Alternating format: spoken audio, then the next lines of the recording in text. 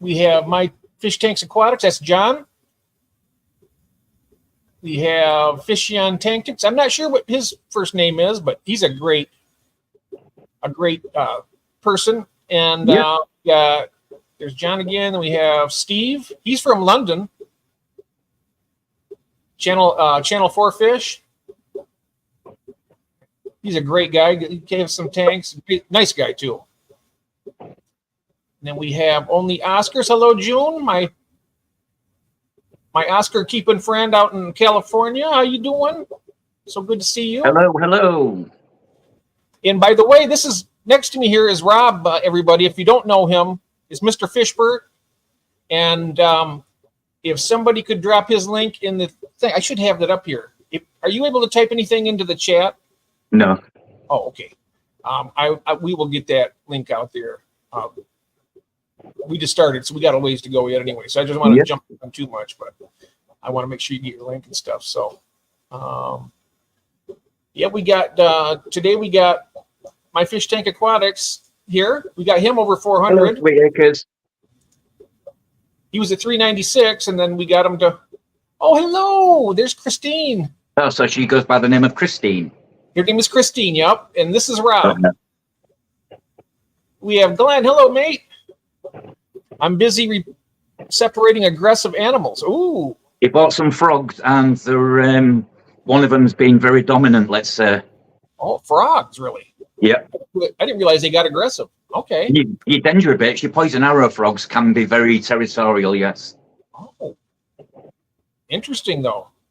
They are beautiful, too. Hello, Glenn. Hello there. We're going to have a fun time today. I can feel it already. You know, I'll be honest with you right now. I am more relaxed right now than I've been in a while. What it's all about. It's what it's all about. Life's too short. It's what it's all about. Oh, yeah. Can you hear me okay? I'm doing okay. Yeah. I'm doing okay, and you're doing okay. Yeah. Good. I am. Uh-oh. It's female on male aggression. Oh. Okay. Oh, Christine or Chris or Sweet. I'll answer to anything, really. I'm not sure what actually you prefer, Christine or Chris. You let me, I've been calling you Christine, but I'll call you anything you want me to call you. She is in her name, she lives up to her name too. She is sweet. Honest to God, she's a nice lady. Very nice. The guest is Mr. Fishburne. His name is Rob. Rob, yep. And there's Charlotte. Hi, Charlotte. Good to see you. And I haven't missed you. Oh, we just started a moment ago. No, you're in time. So good to see you. We have my good friend here is Mike from M&C Aquatics. This is Rob next to me, Mike. Great guy, great friend. Really been very nice to me and helping me out a lot with things, And he does a live stream, really fun live streams in the evening. And I try to catch every one of them if I get a chance to. just take some time. Big Easy Support Group, hello. Hi, Craig. All right, man. We have Craig, my Australian brother. How you doing? Let's see here now. Charlotte has, what is that word? Can't quite make that out. Dendrobates. Dendrobates. Dendrobates. That's That's a species of poison arrow frog. That's a subfamily species. They're all together. All the different colours technically are all dendrobates. There is subspecies of dendrobates as well. Oh, sweet. I kept frogs in 1999 to 2004. A very new one, the hobby back here in the UK. Ooh. I used to keep reptiles. I had leopard geckos back. Yes, I used to breed leopard geckos to supply local shops. I also used to breed corn snakes. Oh, corn snakes, yeah. Yep. They're popular. Ball pythons, known to you Americans as ball pythons, not here, it's royal python. Oh, royal python, okay. Yeah, I've kept various exotic animals over the years. I know a bit about all sorts. Nice. I really do like reptiles. I think we should have some of that on the channel here. Also, bring some people in. So maybe if Glenn wants to show, or even Charlotte, because she has a reptile, she wants to come on here. She can show her stuff. That'd be fun. That'd be good. I might even, I got a 40-gallon tank upstairs, Rob, I need to reseal it. But, if I have a hard time and if I can't get it, I'll just maybe turn it into a reptile tank and do something like that.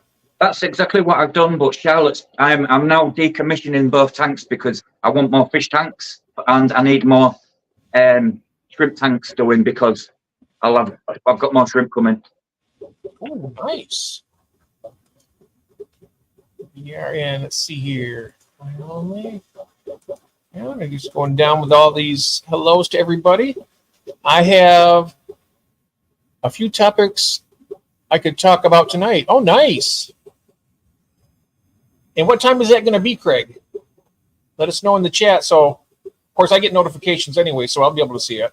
I'll be awake. Yeah, and you let me know also if you see it before I do. Yeah, not a problem. Thank you. Well, moving on down the chat here. Well, we're going to be doing a little bit of some tour here in a little bit. And I've pre-fed all the shrimps and the fish, so by the time we get to go and look, everything should be out and about. Oh, nice. Easier in the U.S. from South to North America. Easy peasy. Oh, yeah. And nice. I love my bumblebee frogs, hoping they breed them. Oh, nice. Very nice. I've never bred any reptiles yet, but I have lots. I like to get those them blue tongue skinks. You ever seen them? Yeah, blue tongue skinks are beautiful. Yeah, Black and white Argentinian tegu. I'd also love a tegu. Ooh. Now the blue tongue, they're live bearer, right? They give birth live to their. Yes, birth to live. Yes, that's correct. I've seen it happen, Jeff. I've witnessed it. It's an amazing feat. Ooh. It's almost better than childbirth. Yeah, I can imagine. Let's see here. I'm almost halfway to 50 subs, so hopefully go live soon. Yes. Keep going, Charlotte. Absolutely. Let's let me see here if I can go. I can do this. Drop Charlotte's link in the chat here. We want get her on so she can start live streaming as soon. I'm not sure what the subscriber count is at 100 to start 50. Oh, 50? Yeah. Only halfway to 50. Well, we got to get you to 50 as soon as possible. We will do that. Absolutely. Everybody. She has a lot to go. She is, yes. Very, very nice. A lot of animals. Yep. She loves animals. She loves all this stuff. Hello, Red Laser. Gord, good to see you. Lurking today in the car. All right. Hello, God. I should do a reptiles. I think I will, actually. I used to, my wife, we used to keep reptiles for a long time. I had some a butterfly agamas and had some with green tree skinks. Skinks, yeah, very nice little slim, slender, smaller species. Then I had another tank. I had some fire skinks. They had the nice red and black on the side. Yeah, I don't like any skinks. Very popular. They're very popular here in the UK. Oh, are they? Yeah. We have reptile shows like you guys. Oh, yeah. We used to have one right down here. But they moved it. Unfortunately, the UK doesn't have many aquatic shows. It has one. And sometimes it doesn't happen because not enough vendors come forward to want to put their pictures there, basically. Yeah, we were talking with you, and I think it was David from Horizon Fish Keeping. Yeah. About starting a show. They can start your own club in the Yorkshire area. Yeah. There is a North Yorkshire Society. I'm actually, there's North, South, East and West Yorkshire because it's quite a big county. But there is a North Yorkshire Fish Society. But there's not an East, not a West, and not a South. Oh. Which is strange. Should start one. I think it takes a lot of doing, and you need to get. It's a lot of paperwork and red tape. Oh, is it? It's not as simple as straightforward as just getting an A4 book and being like, "I'll be the chairman, Glenn. You can be the CEO." Blah de blah. I wish it did work like that, but it takes a lot of thought process and paperwork going into it. I'm not sure what all it takes here, but I've never tried it myself. Probably as much. It takes. You've got to have the person what sets it up has got to have that get up and go attitude. Kind of like Brian Barczyk, the reptile guy, who unfortunately is not with us anymore. But sadly, rest in peace, Brian. He lived right about an hour and a half from me. I watch him religiously. That was so sad. He let me all I need to know about reptiles because I used to watch the Snake Bites TV back in the early 2000s. Yes, me too. When you had Kevin and all them other guys. Chewy. He had the big tall guy that kept getting bit by the python. Chewy. Yeah. Got bits on the nose. Oh, he got bit on the nose too. Yeah, he got bit all over the place. Actually, that was to see him decline like that is terrible. That goes to show you, life is too short. You got something. He was so full of life, and it was his son's doing a very good job though. Oh, good. Very good job. I haven't made it back since he passed away, but I'm going to have to start, keep showing support to him because they've nearly just completed the Legacy, the aquarium center. Yeah, they've nearly completed that. That's nearly at completion. I'd love to visit that someday. I think is it Chicago? No, that's in Michigan. Michigan, right? Okay. That's right here in my state. It's about an hour and a half away in Shelby Township. Right, got you. That rings it out. Unless he opened the aquarium shop in Illinois. I'm not sure. I thought it was all here in Michigan, though. I know he had his reptile warehouse. I think you might be right. But yeah, he did all that. He's great for the hobbies, I tell you. Let's see here. Which one is this? There we are. That's it. Thank you, Glenn, so much. Thank you, Glenn.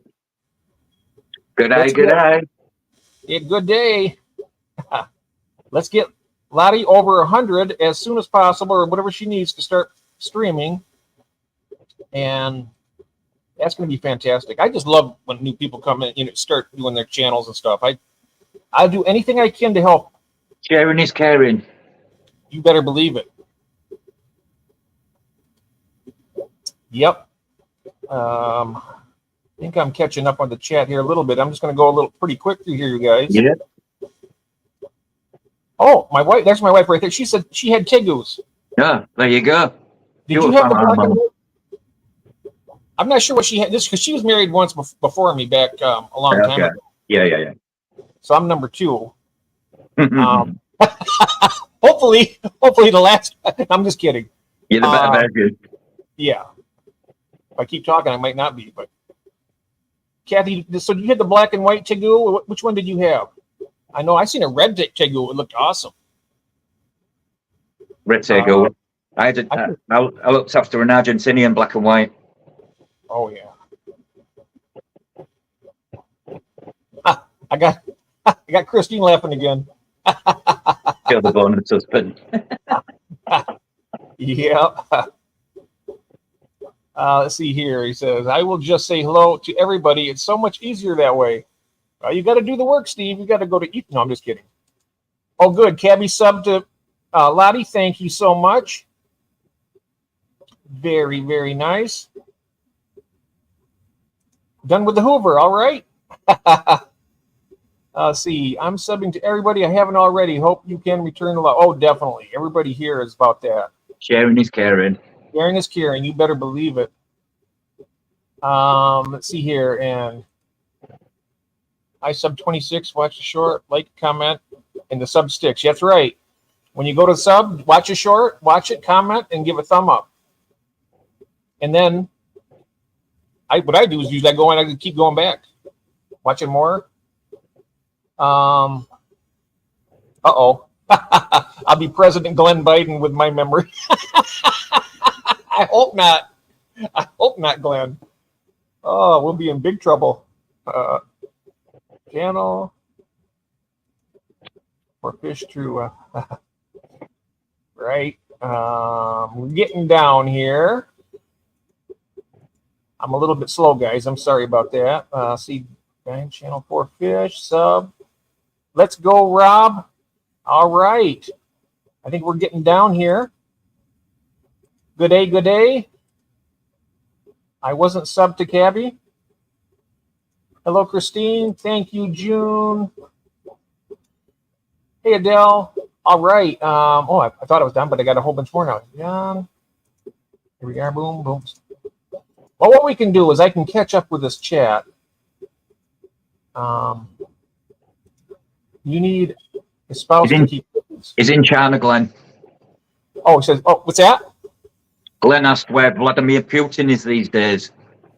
Oh, I don't know. Vladimir Putin. in China. Yeah, no telling. I'm subbing like it's going out of fashion. There we are. There's a red Tegu with the shop around the corner for me. I want him. Oh, yeah. I seen one at the shop. It was big. It was probably about 3-4 feet long. Yeah. And it was really interesting looking. They would let it out of its enclosure and it'd walk around the pet store. They have lovely big what's called jowls on the sides of the cheeks. They're actually they're designed to defend them. So if a finger attacks them, they can actually puff them up. So if someone grabs them by the neck, it doesn't do as much damage. Yeah, they had those big plates. Yeah. Jowls. Yes. Mm-hmm. Yep. We all want individual Steve. Yep. That's right. We have a live stream on Sunday night at 7:30. The Wave Makers with Mike here, and that's a really fun stream too. If anybody, I know it's probably about 7:30, 8, 9, 10, about 12:30 on UK time. It's a lot of fun, and I just got a message from somebody. Oops. Can I just put you on a tank, Jeff, while I have a cigarette? Because I don't want to smoke. I don't want to smoke in. How do I change the camera? Oh, what I can do, I'll just go ahead and let me see if I can do this for you. Nope. Here we are. No, you know what? You don't have to worry about that. Just relax and enjoy yourself. It's fine. Seriously, it is. You don't have to worry about that at all. I think it's rude to smoke in front of people. Well, if you see on where you're at down here, you see down below it shows the mute, the camera. You just click on it. There you go. You can just do that too. Whatever you. Yep. Let me just have a look. Camera. There you go. There we go. I'm still here. You're still there, and then when you come back, all you gotta do is click that again, and you'll be right back on. Yep, correct, Amundo. It took me a while to learn all the ins and outs of this, but I still learn a little bit about it. Glenn says you can't on StreamYard. I've got the actual chat. I've got the chat up on. Actually, I've got the chat up on my TV. Oh, okay.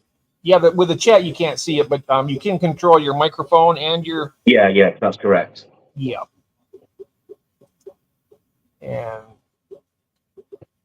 John saying hello to Mike.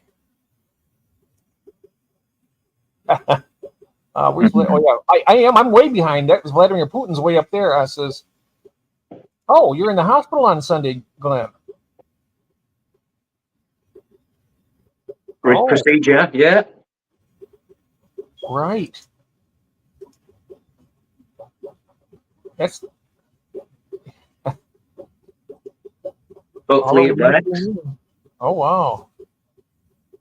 This is sad but funny.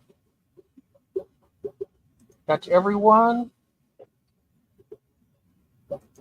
Junior rock solid. Thank you, sweetie, from Christine. Very nice. Now I have made it up. I caught all the way up with the chat. Whoa. That's good. Now I can sit back for a second and take a sip of my coffee.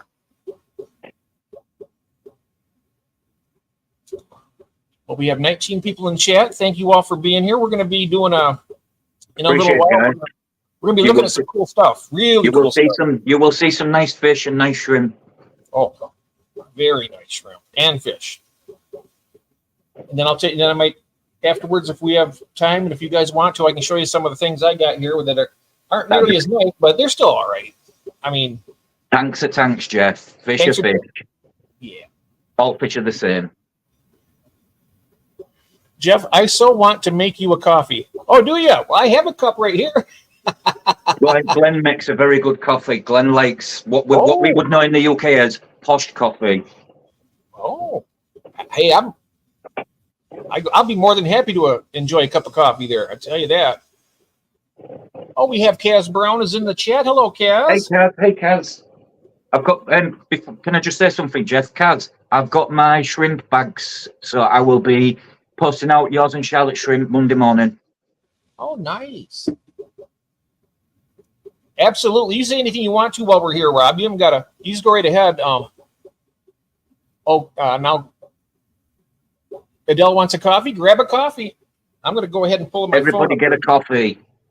Everybody get your drinks, your snacks, whatever you want to do to make yourself comfortable and enjoy yourself. I know I might look like I'm under stress because I always do, but I'm really actually having a really good time. Honest to God.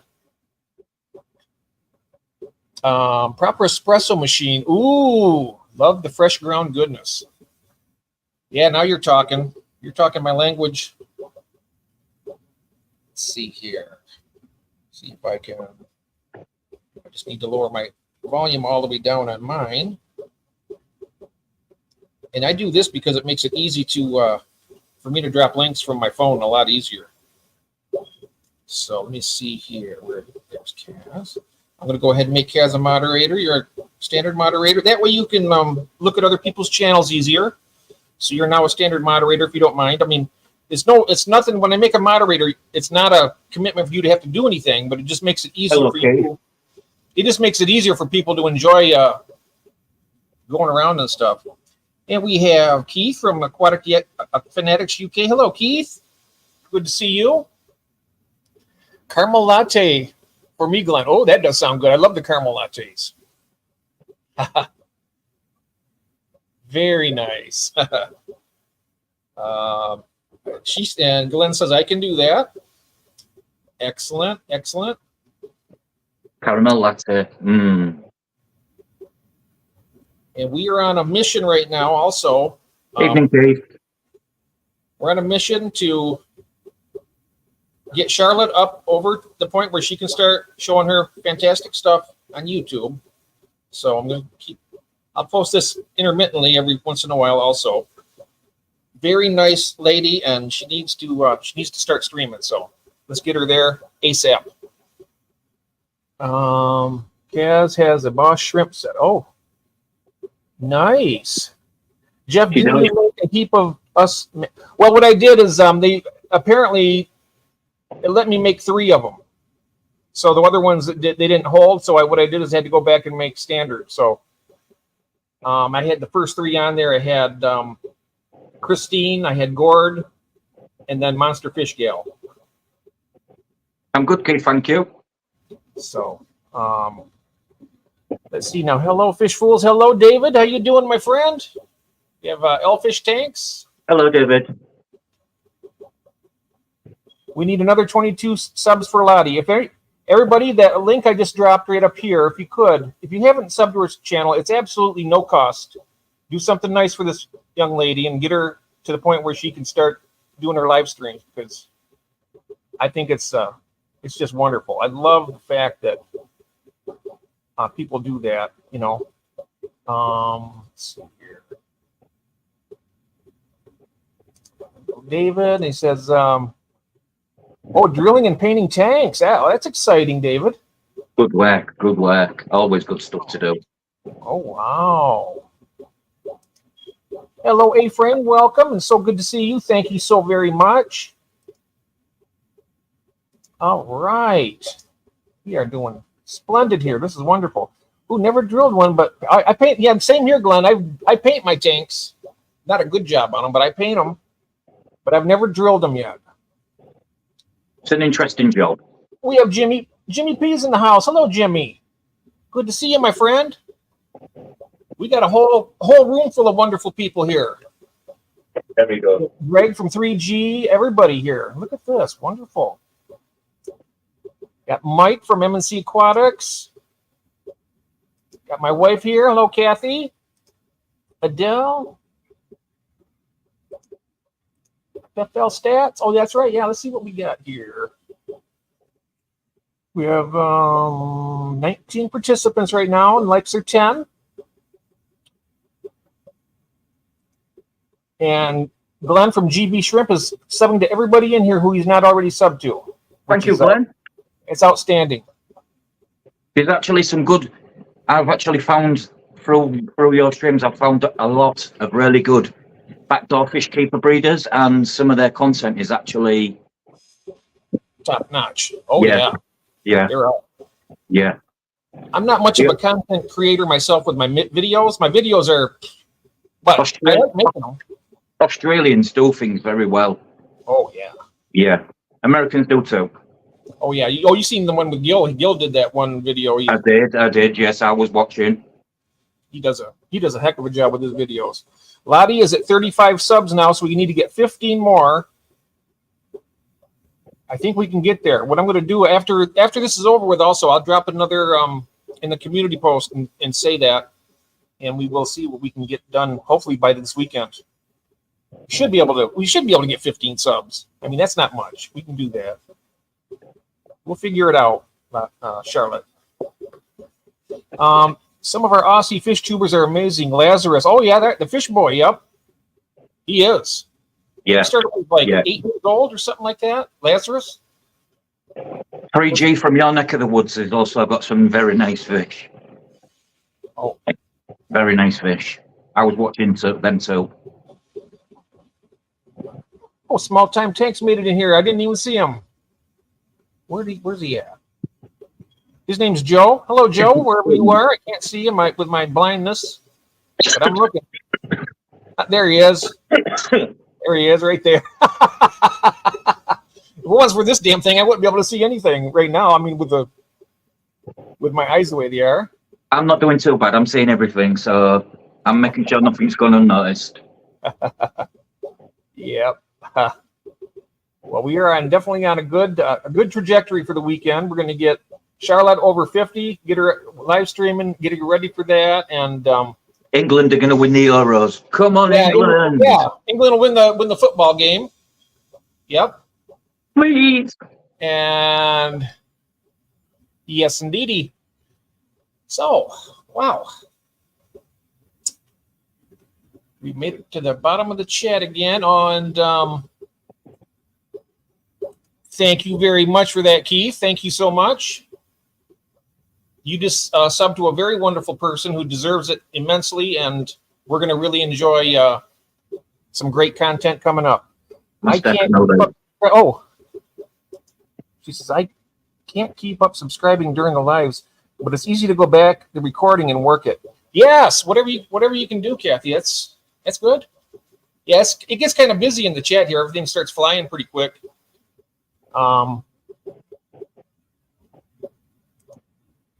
A frame, Small Time. Yep. And there we are. Yes, Kathy. I also make notes of channels and visit later on. Yeah, I disagree, Kaz. Shut up, Rob. It's not coming home. She means football. Oh. She's Scottish. Thank you, A-Frame Daydream.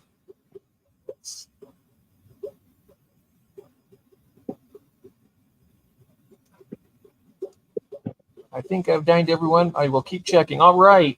You keep checking. We're going to get it done this weekend, Charlotte. We will get it done this weekend. I'm going to make it a mission of mine to make sure it happens. It's not coming to your home. You're still talking about the football there. All right. Yeah. Don't let Cass fool you. He has top quality shrimp.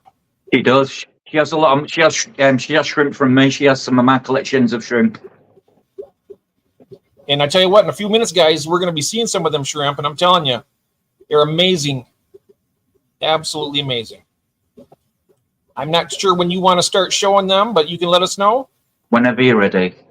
Well, you want to go ahead and get started? Go right ahead. I'm going to put you up on the bigger screen. Okay. Okay. I'll explain all what's in the tank and. All right. And I'll be right off the side here. You just take your time. No hurries.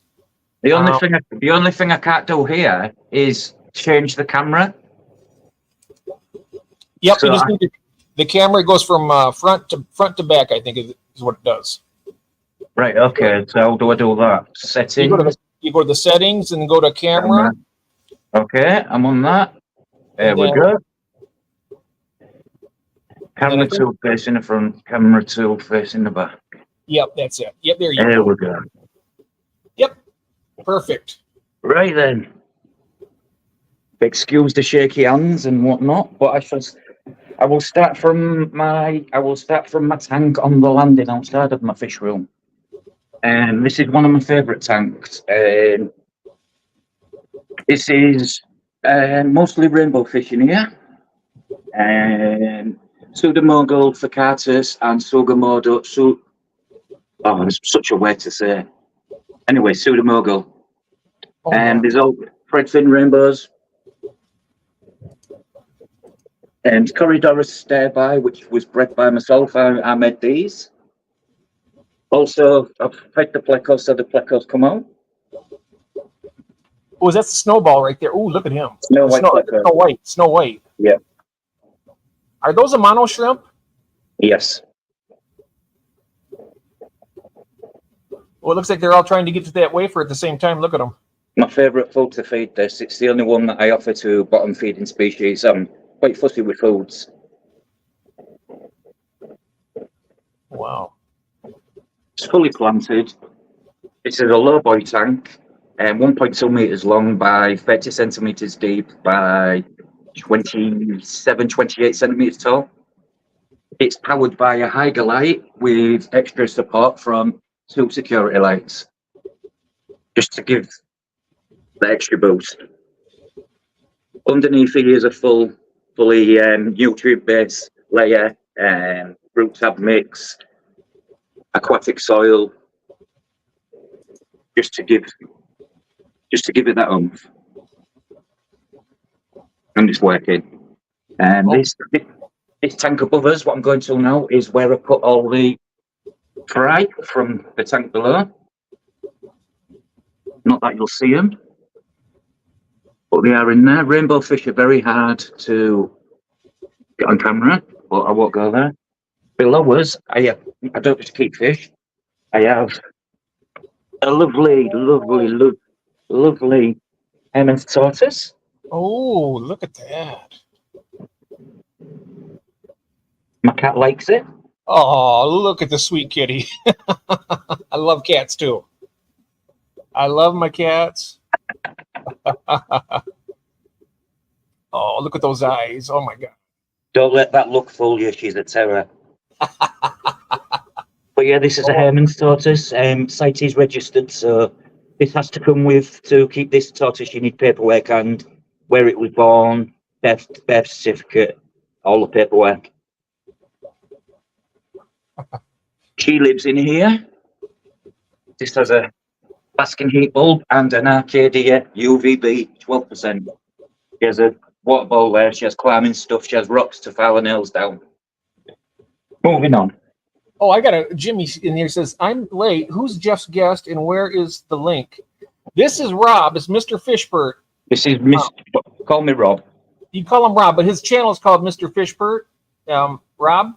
So let's if somebody can grab him and put his link in the chat for Jimmy. That would be Thank you very much. Thank you. Thank you. Sorry about that. You can go and continue there. Just This is where I store my arrow water. Just a generic $20 dustbin, 150 litres. That's fitted to my arrow system, which runs the full length of the house with I have a TDS monitor there, so I know when my filtration in my arrow system needs changing. Then I have my hard water tank, which is for my African shell dwellers. That contains crushed coral, and just to pump up the pH. Works a treat. And here we have my orange-eyed mixed tank. All these shrimp, barring a few I actually made myself. Bred all these myself. oh, look at them. Now, which ones are these again? Orange-eyed mixed tank. These are Cariadina, but they've all got orange eyes. Oh, yeah. And now you mentioned to me earlier in another stream, you said the orange eyes are blind, right? Yes, that is correct. They're well, as far as it goes, the research done on, they tend to think they're blind because when it comes to catching shrimp, the orange-eyed Caridina tend to use the whiskers way more than a normal Caridina with normal eyes. But therefore, they tend to think that because of this, orange-eyed shrimp are actually blind and more dependent on their whiskers. Oh, wow. Here we have the creme de la creme. This is my galaxy boa, orange boa and blue boa. These are a future project for a competition. These are worth about $2,000, all for 6. Look at that. That is a piece of art walking there. That is just gorgeous.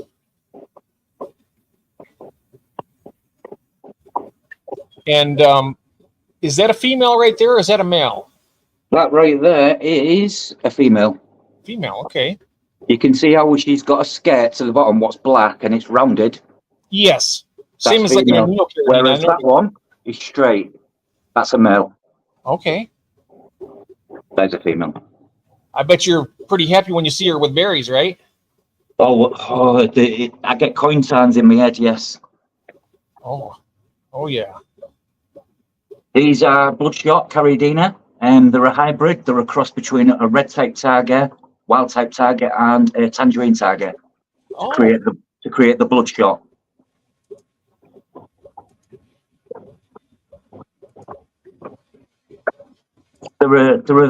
As these are very forgiving first time Caridina, so I would recommend if you was going into Caridina, other than getting mixed Thai bees or whatnot, I would go for these. The fact they've got Tiger genetics, they're a little bit more forgiving and they're affordable.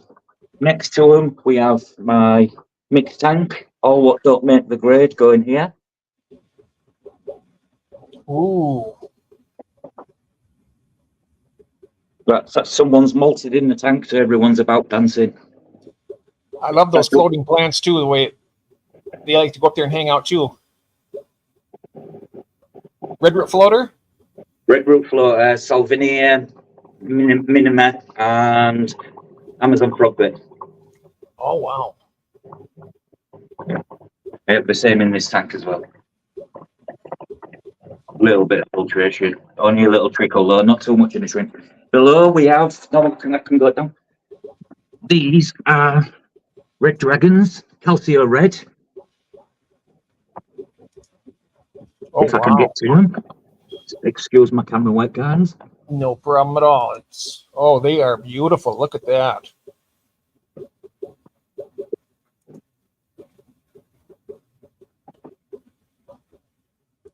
They're just in a generic 25-litre tank. Just simple, small layer of soil. Nice and easy. Charlotte's saying right here, I can't believe that the redwoods don't need papers yet, considering they are going on the endangered species list. Oh, redfoots, yes, tortoise are actually, if you own one now, you don't need the paperwork, but if it's past a certain date, you'll start needing paperwork. Here we have oh, wow. Julie de Chromis and Kiplii. There's one of them. We have Fry in the tank as well, but I need to zoom in and I can't. These are Tanganykan. Are those the Capilli? Kiplii. Kiplii, yeah. Yeah. The female is over there with her babies. Oh, nice. This is a lone female. There's 2 females, 1 male in there. And next to them we have normal phase Brashadi with an albino, so the actual babies look like the 50% albino and 50% of them are normal. These fish was bullied, so they had to be moved into a 25. All these tanks was actually designed from a fish fry, but being a fish keeper, things happen. And moving on. But to put them where they're more safe, that's good though. Moving on, we have these again are Neolamprolagus conwinsi. They're an African shell dweller. Oh yeah. As well It's as the female on the left, right? This one with the more brighter dorsal the fin. one with the 2 dots on the dorsal fin's the female. The males don't have it. There's a male. Ah, look at the eyes on her. You got like a blue rim around her eye, even, it looks like, from what I can see. Yeah, it's like, if you look on face on, it's electric blue. Wow. Beneath them, we have lots and lots and lots and lots of albino bruschardi fry. 12 generations, all in the space of 12 weeks, all these babies. I love those albinos. Yeah. I need to get some moved soon. Most definitely. Below them, we have Lamprologus ornitipinus Zambia. Oh yeah. Gone in the shell. Straight into the shell. Are they prolific? The ornitopinus? Yes, yes. But unfortunately, I have all males. Oh, so you need to get some females in there. Yeah. Yeah. When I made the purchase for 6, I said I would like a mix, and I don't think they've got it quite right. I hate when that happens.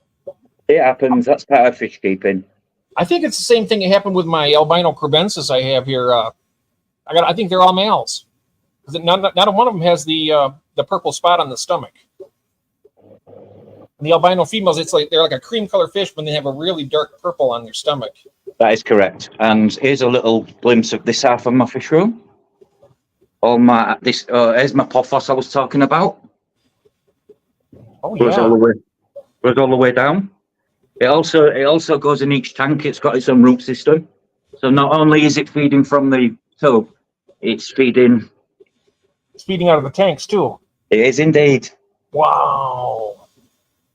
And my tanks run pristine. Just pophos is a must have.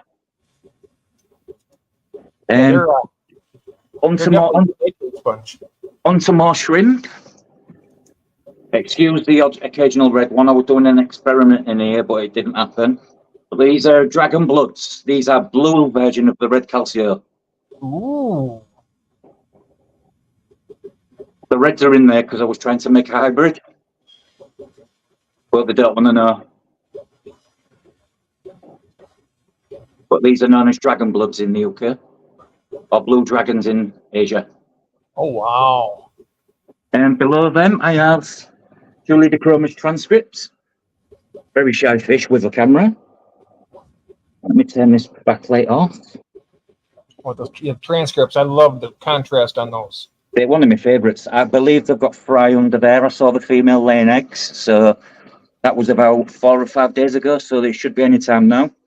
And next to them, we have the Lamprologus ocellatus gold, another shell dweller. There is fry in this tank already. I don't know if the camera will be able to pick them up, but the actual babies have been moved shells, and now they're in individual shells. There's the female. There's a male. These fish, actually, if you put your finger in, bite you, and they have teeth to the bottom. Oh. Don't let them fool you. Very aggressive fish. Oh, they are. They're like little bulldogs, aren't they? And below that, I have one of my favourite tanks, which is my infamous Congo Tetra's African Tetra species tank. Oh, God, look at them. The sheen on those fish is just... It's next level stuff. It looks beautiful on camera, but I can only imagine what it looks like in person. Oh, it's more intense.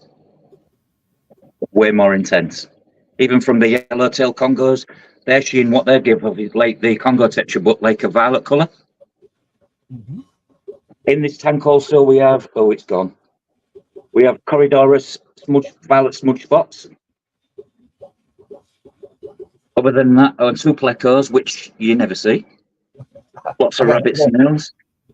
You got a comment here that says, "Nice selection, Rob. I hate you. LOL." Thank you. It's small, but let me ask her. She's jealous of you. I did have 17 tanks with shrimp in it, but I downsized. I was going to leave the shrimp hobby, but Glenn talks me around kind of not to fully give up, so I never gave up, and now I'm coming back. Ooh, Nice. Back with a bang. I've got some plans in the pipeline. But the fully planted tank, all these plants in this tank come from Glen at GB Shrimp. Oh, those are from Glen. Oh, wow. Yeah, they're all through Glen, these plants, yes. You know, we spoke earlier about doing the auction in August. We got to get with Glenn on that too. Glen's good, yes. If you'd like to be interested, we're going to be doing a live auction in August. If anybody's interested, this tank's actually going to Lottie's Nature. This is Charlotte's tank. She's collecting this. This is a 900 by 30 by 32 fish tank converted to a terrarium. These are all live plants. And in there is vampire red crabs. You will not see them because they just hide all the time. What was that in there? I'm sorry. What's hiding? A G. Samara Hagen red devil vampire crab. Ooh.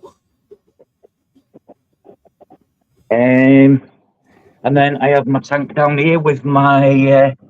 These are going to Charlotte as well. 4 female crabensis. Oh yeah. Nice. There is plecos in there as well, but again, the plecos just, unless you're feeding them takeaway, they don't come out. Did you say they're all female, those crabensis? Yeah, they're all pretend. I bought them as 2 male, 2 female, and they ended up being all female. Ah. They're all ready to breed as well, so they don't need a male. Oh, does she have a male ready for him? Oh, she says there's a couple of, might get him a couple friends. She says. Nice. And that's about it for now till I do the rest of my tanks. We have 5 shrimp tanks being set up next week. I've got all the sponge filters ready cycled. And then I can start doing some selection work on shrimp.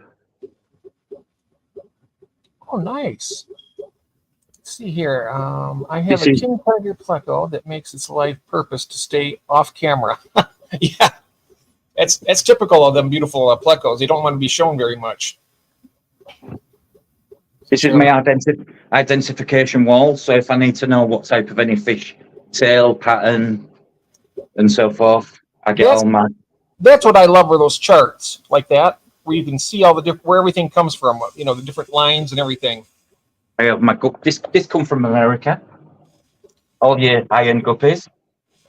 Oh yeah. I love my posters on shrimp. See you, Sal. Have a good day. Take care. This is how I identify crystal red shrimp. There's all your different selections of crystal reds. Super Santas to the bottom, your standard to the top. Oh yeah. Yeah. And really, that's my room. All right. Well, how about you make yourself comfortable again, and then yeah, I have some questions I would really like to run by you if you don't mind. Oh, sorry. And, I'll change the camera. All right. Let's see here. Reading through the things here.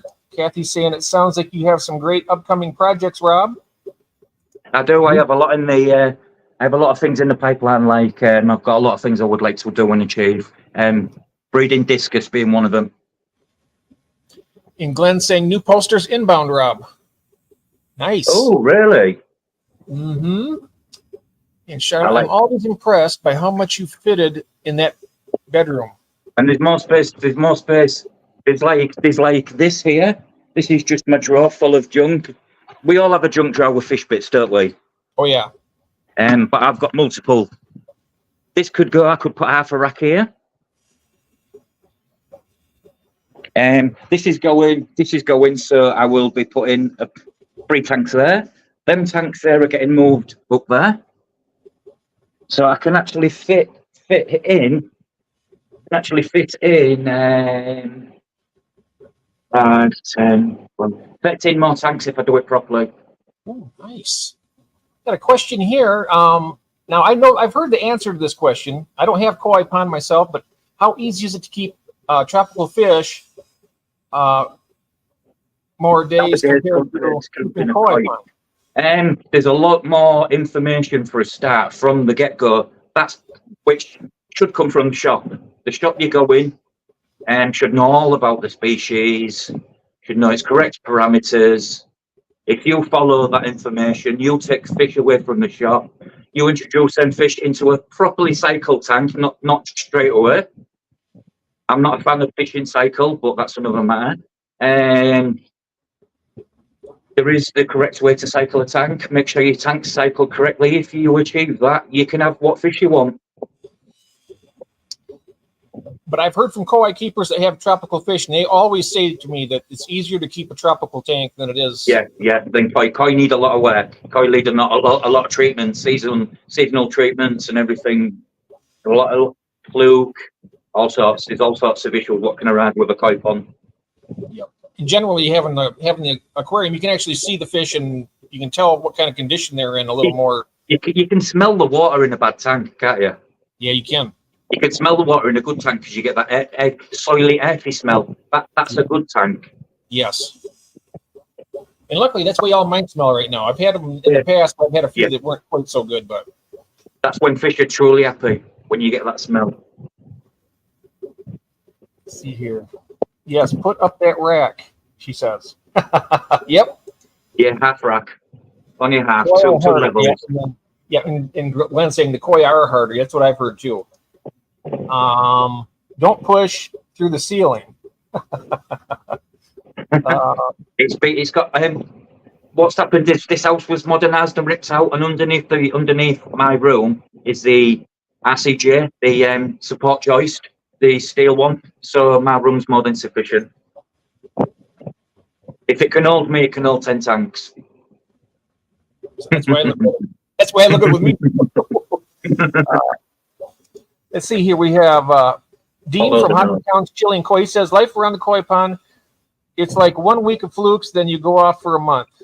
Go for a month. Yeah, I can imagine. I've personally never kept koi.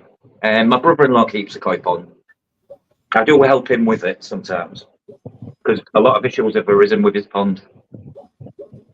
Oh yeah, those ferrets can be pretty aromatic. If there's anybody based in the UK, unfortunately, for now, this has to be in the UK. I will look at shipping internationally, and I will actually cover the cost of shipping because I'm nice like that. But if anybody says me on the chat now, I will give you a sample pack of the shrimp food, be that green mussel or vital.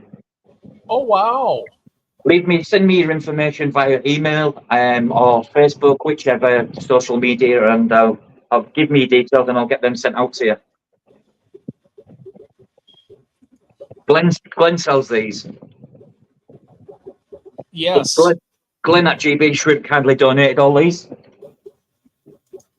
They're actually like come in an envelope, and inside they've got a sample packet of food. It's actually more than brand new, all new.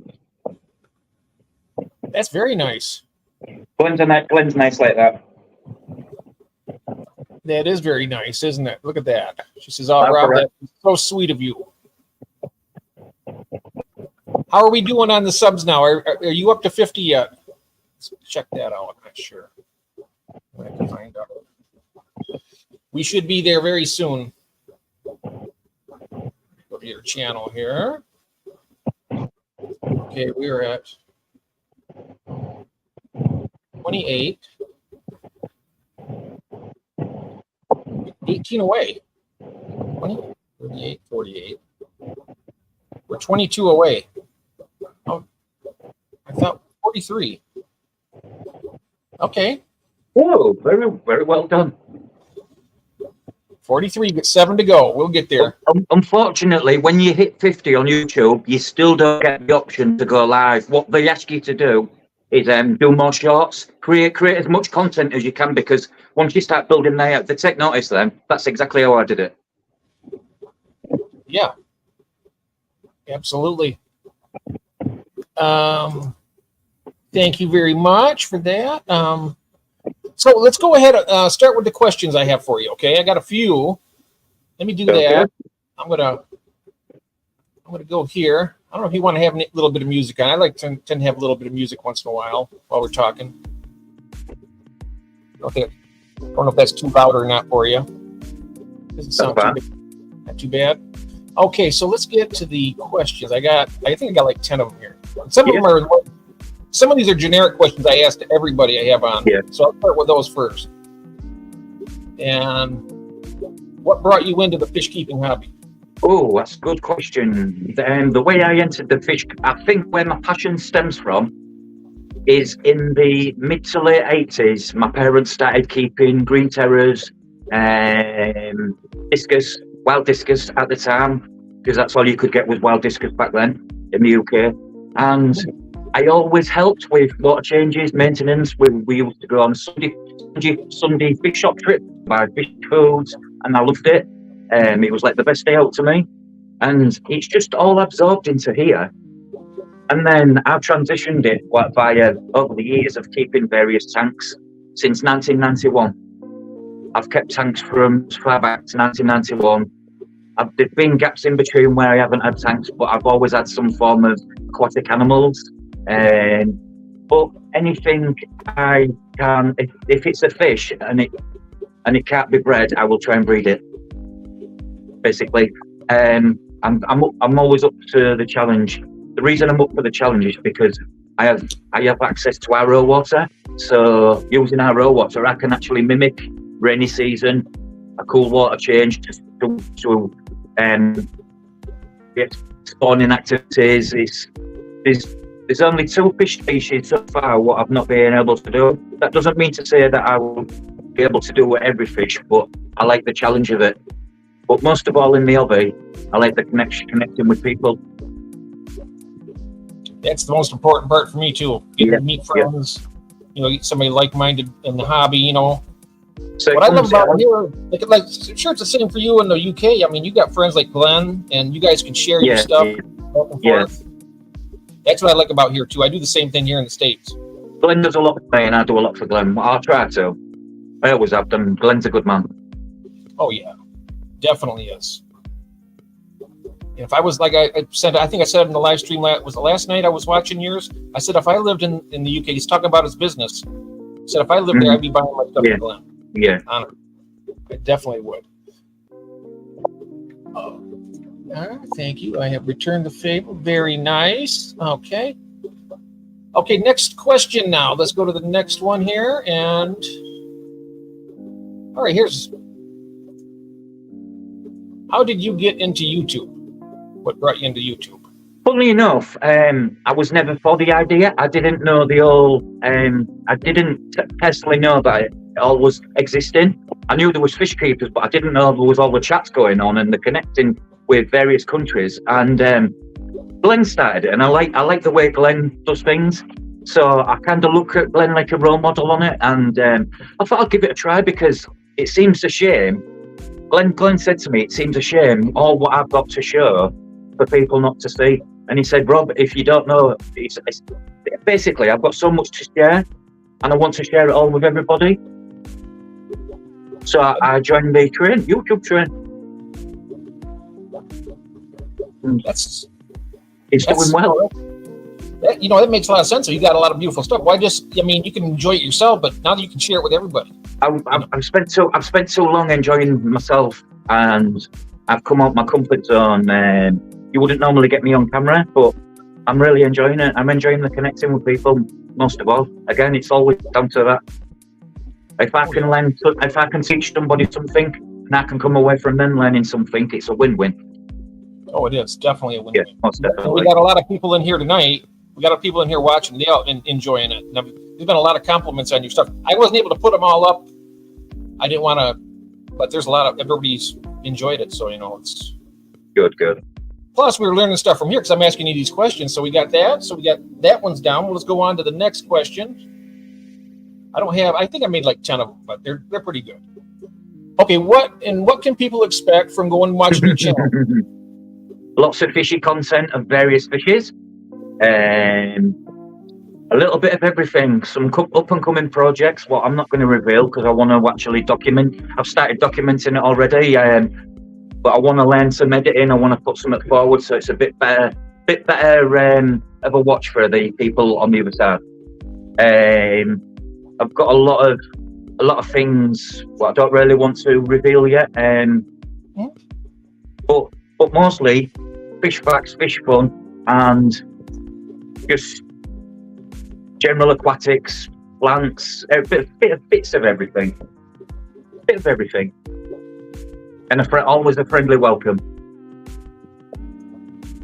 Absolutely, that makes sense. I mean, a lot of times we have projects. They're secret projects. You want to share it with everybody when the time comes. You don't want to. You will all see. You will all see soon. Yep. Okay, so we can probably skip over this question because this was kind of coming up, but we're not going to talk about those future projects. But there's also the current projects and future projects. So we're not going to talk about the future, but your current projects, you're just current project. I'm trying to breed every single species of African shell dweller I own. Out of the 1, 2, 3, 4, 5, 6, out of the 6 tanks of shell dwellers I have species, there's only 2 tanks what I haven't bred yet. One of them is because turned out there was all male. The other one, I don't quite think I've hit that sweet spot yet with them. They seem to do more breeding, but it's breeding when they've had live food. But getting live food here, this is why I culture my own. Getting live food here is becoming non-existent, and then those what have the live food available, they pump the price right up. So to get 10 bags of Cali blackworm from one source in a whole country, believe it or not, is £27 plus postage. I could feed 10 bags in a day. Oh wow! So what I did, I bought 10 bags and I let them all loose in one shrimp tank, and they've all bedded in the soil and they actually bred. So all I have to do is harvest the soil out with a scoop, unfortunately I pick out the bits of soil. If I see a worm, I'll grab it with pincers and I'll drop the worm in, but usually I get about 20 or 30 a scoop to feed the tank. So yeah, I'm actually harvesting and growing Cali blackworms. And you know that they're segmented, so you can actually make the Yes. Yep. You just break them up in smaller pieces, and they'll continue to grow into new. Here's a little tip: if you buy California blackworms, get some scissors, and when they're all in a ball, when they're all balled together, cut straight through. And what you do, you tend to about 50% of them cut in half, and you'll actually leave them a bit longer. You'll actually get more out of it. Oh yeah. Yep. That's what I found. That I was like, oh my, I don't want to hurt them, but it's like that's what you do. Just break them up in little pieces. Yeah, they don't stop. Kind of like the earthworm, they keep going. Let's see here. Let's see with the chat before we go to our next question. I've seen a bunch of people mentioning something here. 1 second. Here's a question right here. Is aquarium media any different from pond media? It depends on porous it is. If it's ceramic media compared to alpha grog, which is glass slag, funny enough, I'm all for. I'll show you which kind of media I use. I use this media for the simple reason the coverage it gives. Use it in fish tanks and shrimp tanks. This is actual ceramic cubes, big ones. And I have them in all my tanks. If I need to cycle the tank quick, I'll take some of these out and plop them into another tank. But I'm big on this form, this type. Oh, that's a great idea. I usually just put sponge filters, and when I start a new tank, I'll take the sponge filter that's been in the tank. This type, these are okay, but they're very generic. And then this, for instance, that over that. Yeah, you got a lot more surface than that one. Yeah. Exactly. Which gives a lot more oomph. It's cool. Glenn also sells these. Oh, the cubes, yeah. Like Quadro. You get 36 in that box. How much does that cost approximately for 36 of them? Glenn, can you throw the amount up in chat because I forgot what I paid. Not cheap. I'm just curious. It's not cheap, but you get what you pay for. But the thing of once you get it, I mean, they last. I've had this for over a year, and it's if I dismantle a tank, I just put the old media back in and use it again. Yep. Absolutely. Cube pour. Yep, is what he said. Cube pour. Cube pour. Well, it's known as hyper pour, and there's also cube pour, and there's another one as well. Hyper pour is got for a small piece. Yeah, how they do it, that one small piece has amount of surface area. It's clever. So not just on the surface, the bacteria can actually penetrate inside. Yeah. Kind of like a lava rock, kind of with all the pores. Yeah, yeah. Porous, very much like lava rock. I'm a big fan of lava rock. Me too. Let's see here. Keep saying I have them in my 5-foot tank in the gravel. Okay. Let's see here. Just going down. Hyperpore. Keep has them in his 5-foot tank and gravel. Yeah, and that's probably why it's got such good filtration, because it's you've done well from the get-go, really. There is. Yep. I mean, Alpha Grog's okay, but I would only use Alpha Grog more of a case of in outdoor ponds where it needs more because of the cost. If you run a pond and you have to go buy media, you can be talking up to hundreds of pounds. If you buy 25 kilo of Alpha Grog, you're talking £20. I can understand why it's more heavily used because it's more readily available, but I've used Alpha Grog in the past and I've never just got that crystal clear tank. And when a tank is crystal clear and smells like air, you know things are right. With a twist of algae on the glass, obviously. Oh, here he goes. It's 36 cubes, 36 pounds. That's what I mean. And the cube is nearly two square inches in size. Yeah. And it comes with 36. Yeah. Yeah, Charlotte's agreeing 1 pound. Really good media, guys. Good deal, yes. It says pumice stone. Oh, here we go. Pumice stone has a lot of surface area. This is actually made by pumice stone. This is actually pumice. But pumice tends to not sink. I don't know how they do it, but the design is so it sinks. So I guess that's one thing right there. It says it has to put a hell of a lot in this pond to use it. So with the tanks, I mean, that's another thing with the tanks. It's probably less expensive running a truck. Well, yeah, most definitely. It probably could cost more. It probably could cost more with the tank, depending on what you do with it. I mean, depending on what you're putting in it. And some of those boa shrimp. Well, I have other questions. I don't want to get to that point yet. But hello, John Parker. Charlotte, when you pay a visit, Charlotte, I'll show you what all the media does, and that I'll give you some to take home to put in your FX6 filter. Oh, nice. She'll like that. Let's see here. What do I do with these blocks? Oh, okay. Thanks for the subs, peeps. Nearly at 700 now. That's great, FM. And welcome. FM, thanks, Neil. Good news, that. Yeah. Kudos to you, man. It's great to support each other on that. That's what we're doing. But right now, I'm on a special mission today, and that's to get Charlotte up to 50 subs. And this is her right here. I'm going to drop your link in the chat again. And if anybody would like to sub her, I would really appreciate it. Absolutely free of charge, and it's helping a nice lady get her to the point where she can do her own live stream, so we can all enjoy that. So it's a win-win for everybody. So the media, Charlotte, basically, you adding that media to your FX6 filtration, you would get more biological and more mechanical filtration in that filter, which in turn would make your tank even more pristine. Because that bacteria would thrive. I worked with this gentleman for a lot of years, John Parker. Yeah. And it's the first time I've ever seen him come into the live streams. I'm so glad to see you, John.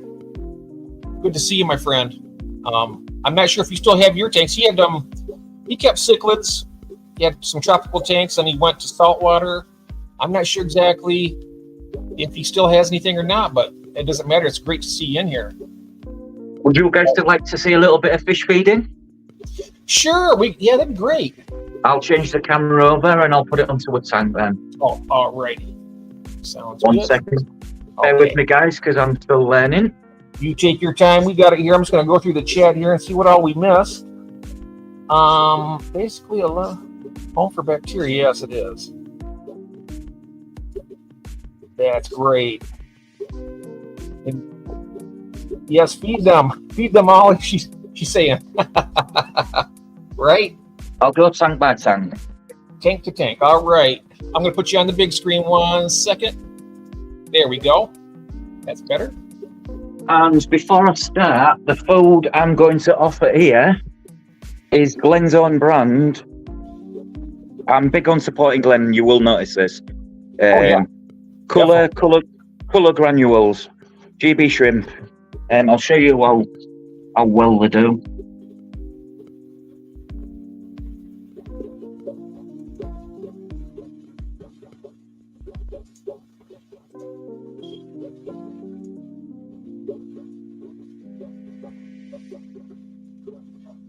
You absolutely nail them.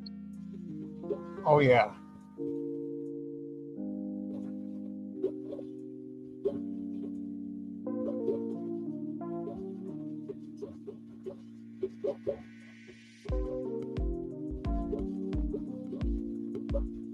I will now take it over to feeding the...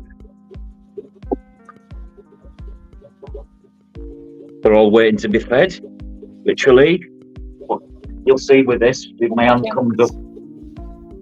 These are my albino brashadi. Oh, I love them. Oh, and they're actually feeding on. They're feeding on actual shrimp baby food. This is designed for babies, but it makes very good fry food, as you'll see. Oh yeah! Oh, look at that. Glenn sells this too. Nice.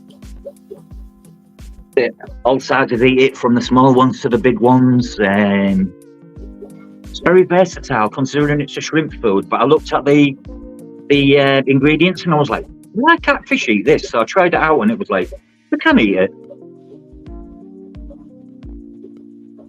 There's the proof. All these fish was raised on brown shrimp and that pico baby shrimp food. Occasional crushed flake, and that's every now and again. Let's go on to. Let's show the folks a nice bit of shrimp in action. These are my. This glare back off the tanks. So if I do that and that.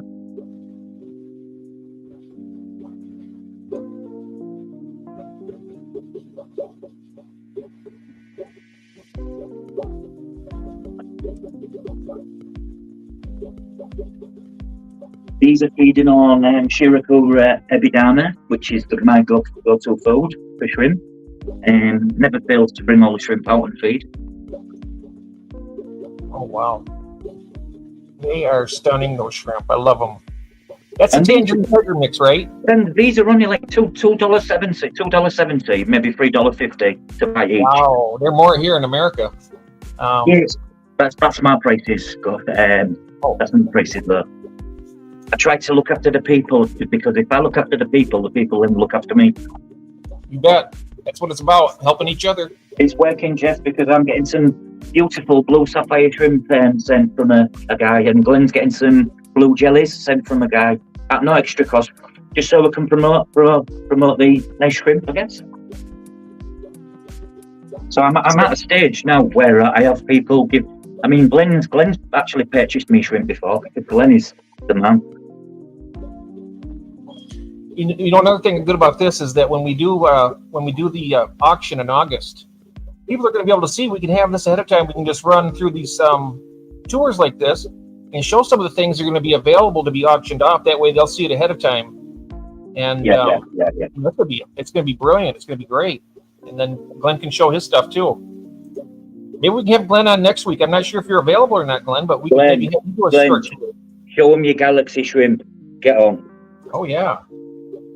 This is my mixed tank. All the coals, low grades, go in this tank.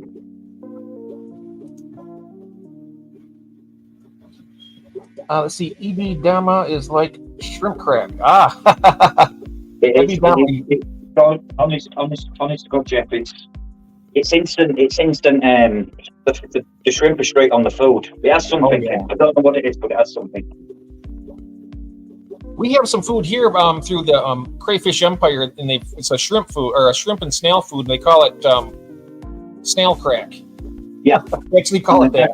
I know which there's not many brands well, every country I probably know which does what. More to go for Charlotte. We're down to 4 for Charlotte, Rob. Nearly there, Charlotte. It took me 2 months, Charlotte. You've done it in a day.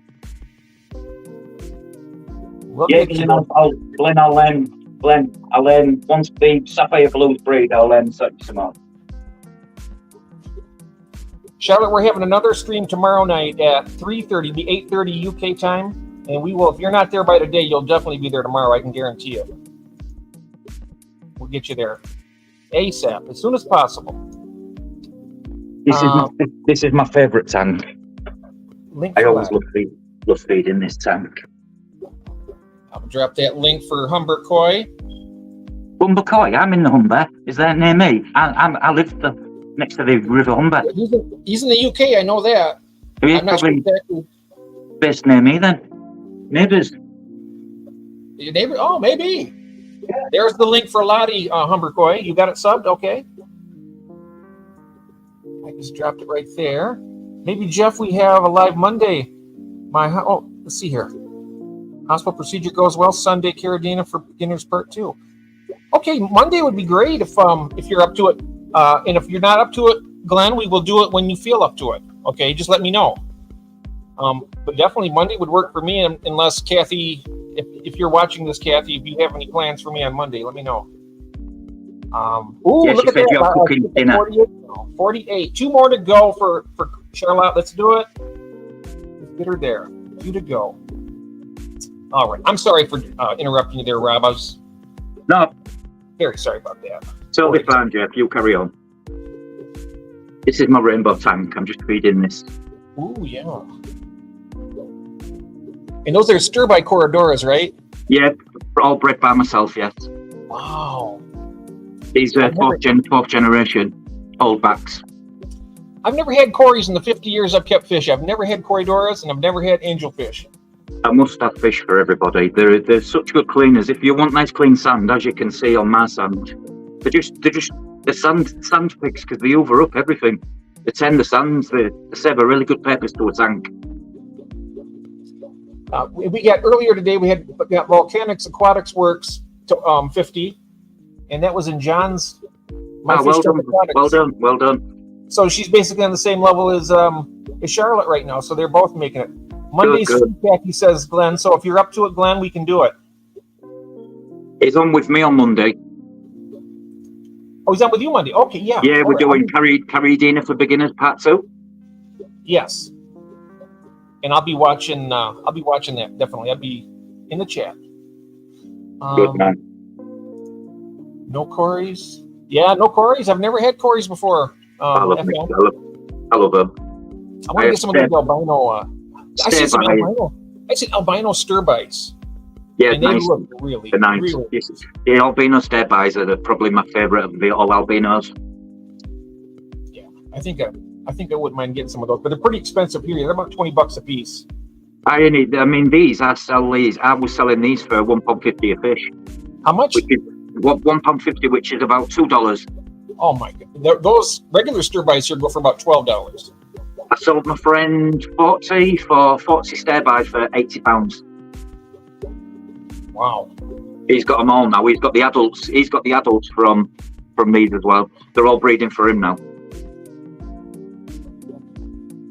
Oh, you have one on Monday already. All right. Well, I'll be there watching in the chat and enjoying. Okay. Let's see. Volcanic says, I saved 2 albino Corys from a tank sitting on the side of the road. Oh, wow. Wow. Who would even do that?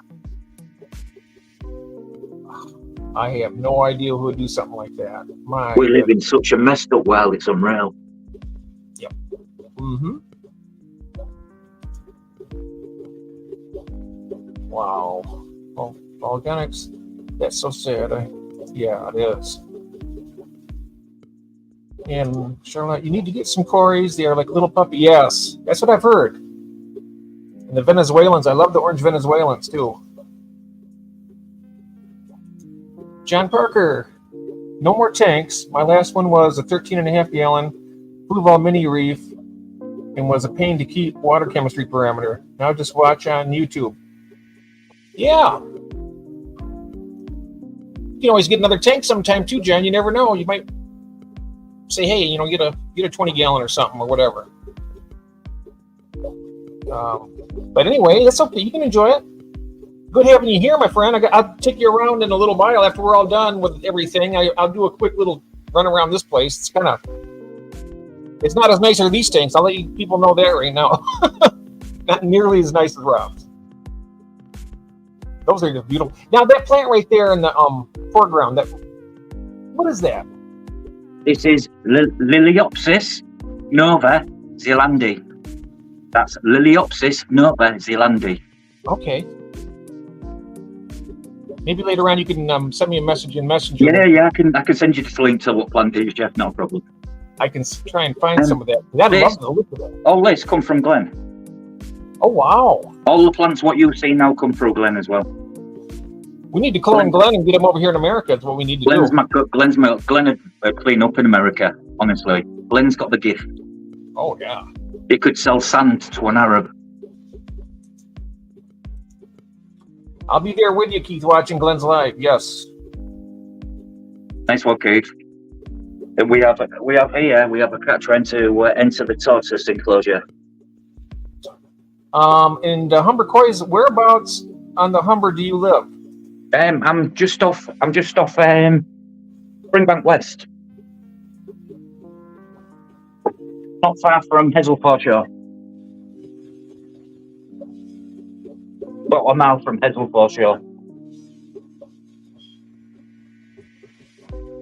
Yeah, the bigger tanks are definitely easier to keep the parameters controlled. I know that. And hello. That is true, Jeff. But I have also, at the same time, as long as I keep up water changes in small tanks, keep them nice and steady. Always make sure you top up evaporation. I think that's key. Yep. I haven't had any problems with my 10-gallon 40-liter tanks. I think that's the smallest tank I have right now. It's a 40-liter, and they do fine.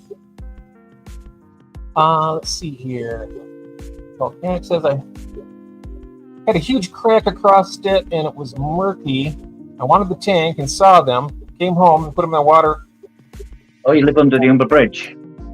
Literally, from Humber Coy, I'm literally about 5 minutes away. And Glenn's saying he's in O. In Yule or O? Christine, Subvolcanic, watched a short, liked, and commented. The latest short of the sub sticks. Yes. I am Glenn. That's one thing too. I'm not sure when you're subbing back and forth, if you watch the latest short. You know, it's usually less than a minute.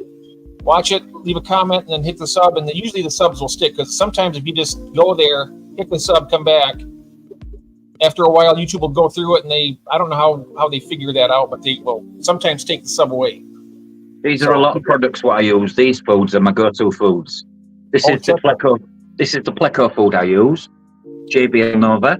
It's actually a wood-based Pleco wafers, which is more, in my opinion, is a better diet. My Corridorus have Corridorus tablets, and this is my favourite food of all, the Tetratabimin. Such a versatile food. And this for flake food, 99% of flake food you add to a fish tank gives off an awful smell, like that one. Whereas this one, being bioactive, tends to not give off a pungent smell. So if I feed every tanker with this, I don't get no smell. Yes, I get the same thing with this one here. This is the tetraciclid food. It's got a little more protein in it, but all the fish love it. Great stuff. I use, Jeff, I've got it here, but mine's in a squeegee bottle, crushed up. Crushed up. I'll show you how good it is. Oh yeah. This is a little. I took this off him. I was watching Aquarium Co-op, Master Dean, and I saw he was using food, and I thought I could do that easier one-handed, and it's actually really efficient. You don't overfeed because one squirt is always the same amount, if that makes sense. Yeah. Well done, Keith. Well done at 850, Keith. What's your go-to store for tropical fish from Humber Coy? I Actually, I go out of Hull. I travel 2 hours to go to Wharf Aquatics. Drop me your details if you're ever wanting to come along with us. We travel in a big car, so you're more than happy, because once you've been to Wharf Aquatics, you won't go to Nova Shotland 2 hours away. Well done, Pete.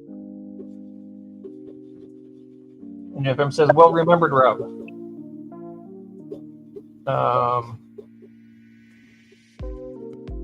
See, Volcanics out have done that or urged the dog bowl. Okay, so glad you found them. Oh, yes. Can you imagine that would be a terrible life, having those fish just sitting there on the side of the road? Oh, small-minded person to even do that. That's terrible.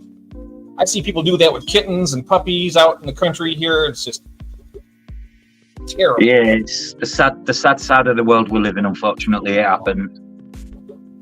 I don't personally like to see it, but it's all over media sometimes. I don't like to see damage and hurt done to dogs. It's quite disturbing to see, but sometimes you need to see it for people to be aware. Mm-hmm. We have Discus North in the chat. Hello, Discus North. Hello. Oh, he's in Humber says, a very close mate. I live under the Humber Bridge. Yeah, it's 5 minutes away, Jeff, from my house. Oh wow. Literally, it's pretty much next door. We're neighbours. Come round anytime, my man, and do a video with me, YouTube.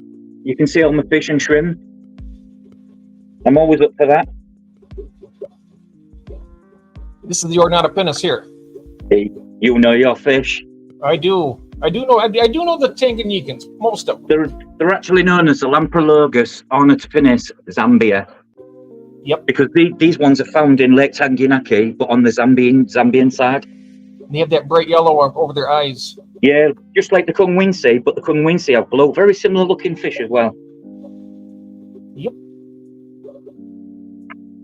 Oh, get very spooked. Poor babies, they're just happy they can be now. Oh, that's good. They're in a 12-gallon. Thanks for all the subbing, guys. I'll make it to 100 subs soon, hopefully. Yes. That's if one of the can drop any UK-based people. I said about them shrimp foods. Or the people, so if I don't miss it, can you, after this is finished, could you please comment on Jeff's live after it's finished in a comment? Also hit that like button, but most of all, can you leave an email number, and just so I can email you, so I can get your address to post the shrimp food up to you, if that's okay. Oh, and Humber called saying he said Hessel, not O. Hessel, yeah. Hessel, yeah. Hessel, yeah. And he's Yes, I'm actually West Hull, so you'll know where I mean. Here we are. Thank you, Glenn. Help Charlotte get to 50. We got Volcanics earlier to 50. Now we get, and also, I like to say this, and I'm sure that everybody else who does streams, either of you like to come on the stream and stream here and I can help you kind of ease into it a little bit.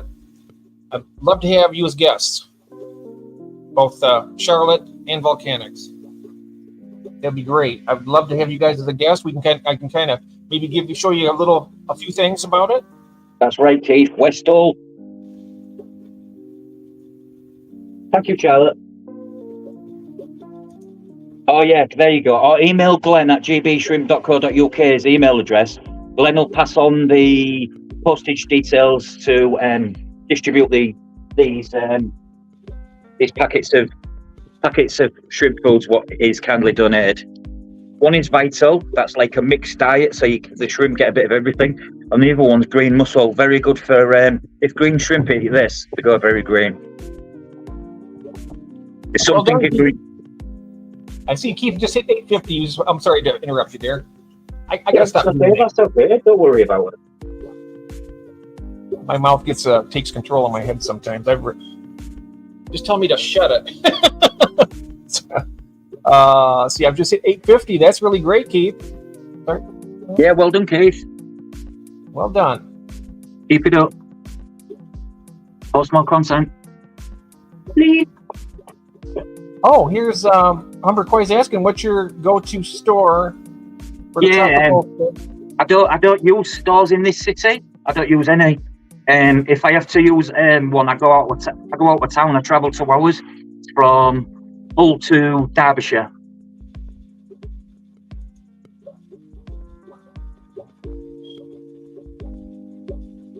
So that's my subs, Yo-Yo.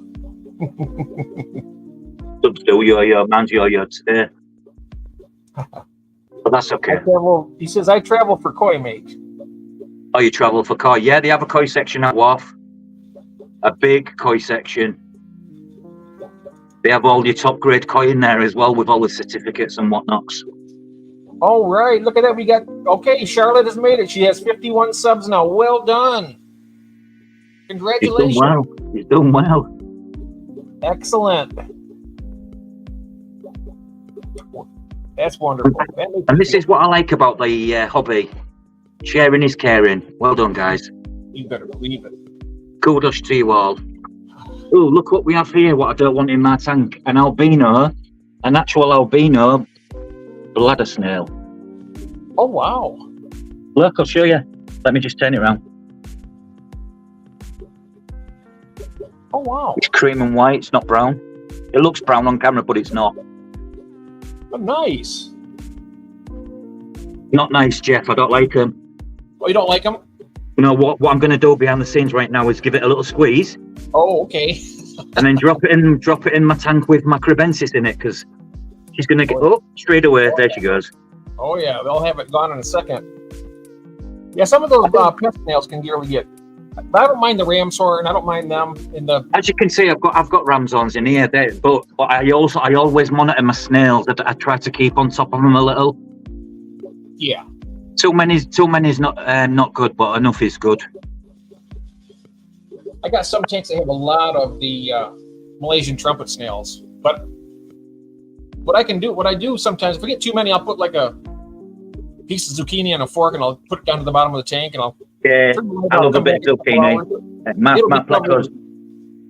plecos love zucchini. Yep. And they will, and the snails will attract to it also. And you come back in a couple hours and they'll be discovered. You just grab this fork, bring it out, get rid of the snails any way you like to after that. Then put it back in and do it again. Yeah, that's it. Alrighty, here we go. Just running through here. Just got the wife and lad to sub. Well, that's very nice. Thank you so much. And Discus Northwest sub Glenn. Yes, that's great. That's fantastic. Go on, Charlotte. That's very good. The power of the internet. Yes. It's nice. I am so happy for you, Charlotte. That's so nice. Yes. Okay. Just sub Sweet Acres. Thank you very much, Keith. You just subbed to a very wonderful person. Really, really wonderful person. Also, just like Charlotte and Volcanics too. Everybody in here. I get wound up, guys. You got to forgive me sometimes. I just get a little bit wound up. But let's see. Watch everyone sub shorts. Yes, like to sub and give a thumbs up and a little comment. Always helps, and that way the YouTube algorithm will keep your subs that way. Sometimes if you just go and sub and just pop back out, keep pushing yes. Keep pushing those subs. Do a lot of hashtags as well. Oh yeah, hashtagging does work. It's been proven. I did a little theory. I tried some without hashtags. And I tried one with hashtags, more hashtags. Funny enough, that got the most views. So, yep. So we need. I'm seeing if I can catch up with the chat here. And what I can do is I'll just do a quick run of mine, then we can finish the questions for you. How does that sound? Let's see here. Let's do it. Oh, that sounds great. And I get the privilege. Every once in a while I get to stream with Christine here, and it's always fun. And she does a stream on Sundays. I think in America here, I think it's at 1 p.m. Eastern Standard Time, or is that noon? I can't remember which. It's one of the two. I always get a notification for it. But if you can drop the link for that one in the chat, Christine or somebody can do that. People can check that out because she has wonderful koi and she has a wonderful channel too. They have a nice talk. Thank you, Vanaski, for doing that. That's very nice. And Cabby just subbed Mr. Fishpert. Thank you so much. Everybody is so wonderful in here. I really, really love you guys. I tell you, it's so nice. I tell you, it humbles me, Rob. It humbles me when people. Yeah. I'm starting to swell up just thinking about it. But nice. It's all good. Yeah, it's very, very good. My wife's asking, Rob, can you repeat the info on what Charlotte needs to do to start lives? Go to the little cross in the middle of your phone at the bottom. Yeah. Click on it. Go across to live. Click on live, and it will probably tell you can't go live yet. You will create more shorts. The reason being, I've noticed YouTube like to have a bit of content from you before they even let you pass that 50 as well. I was on 56 for about a month, and for that month I couldn't go live. It was just telling me to create more shorts. Yeah, just pump them out, and then you'll get them out. Yeah, like do 2 or 3 a day. They don't have to. Yeah, that's all you need. Yeah. I mean, I'm doing all my YouTube learning. I'm sitting back and watching what Glenn does because I like to learn from Glenn because Glenn's quite a genius. Oh yeah. Glenn's the man. I do. I fully concur there.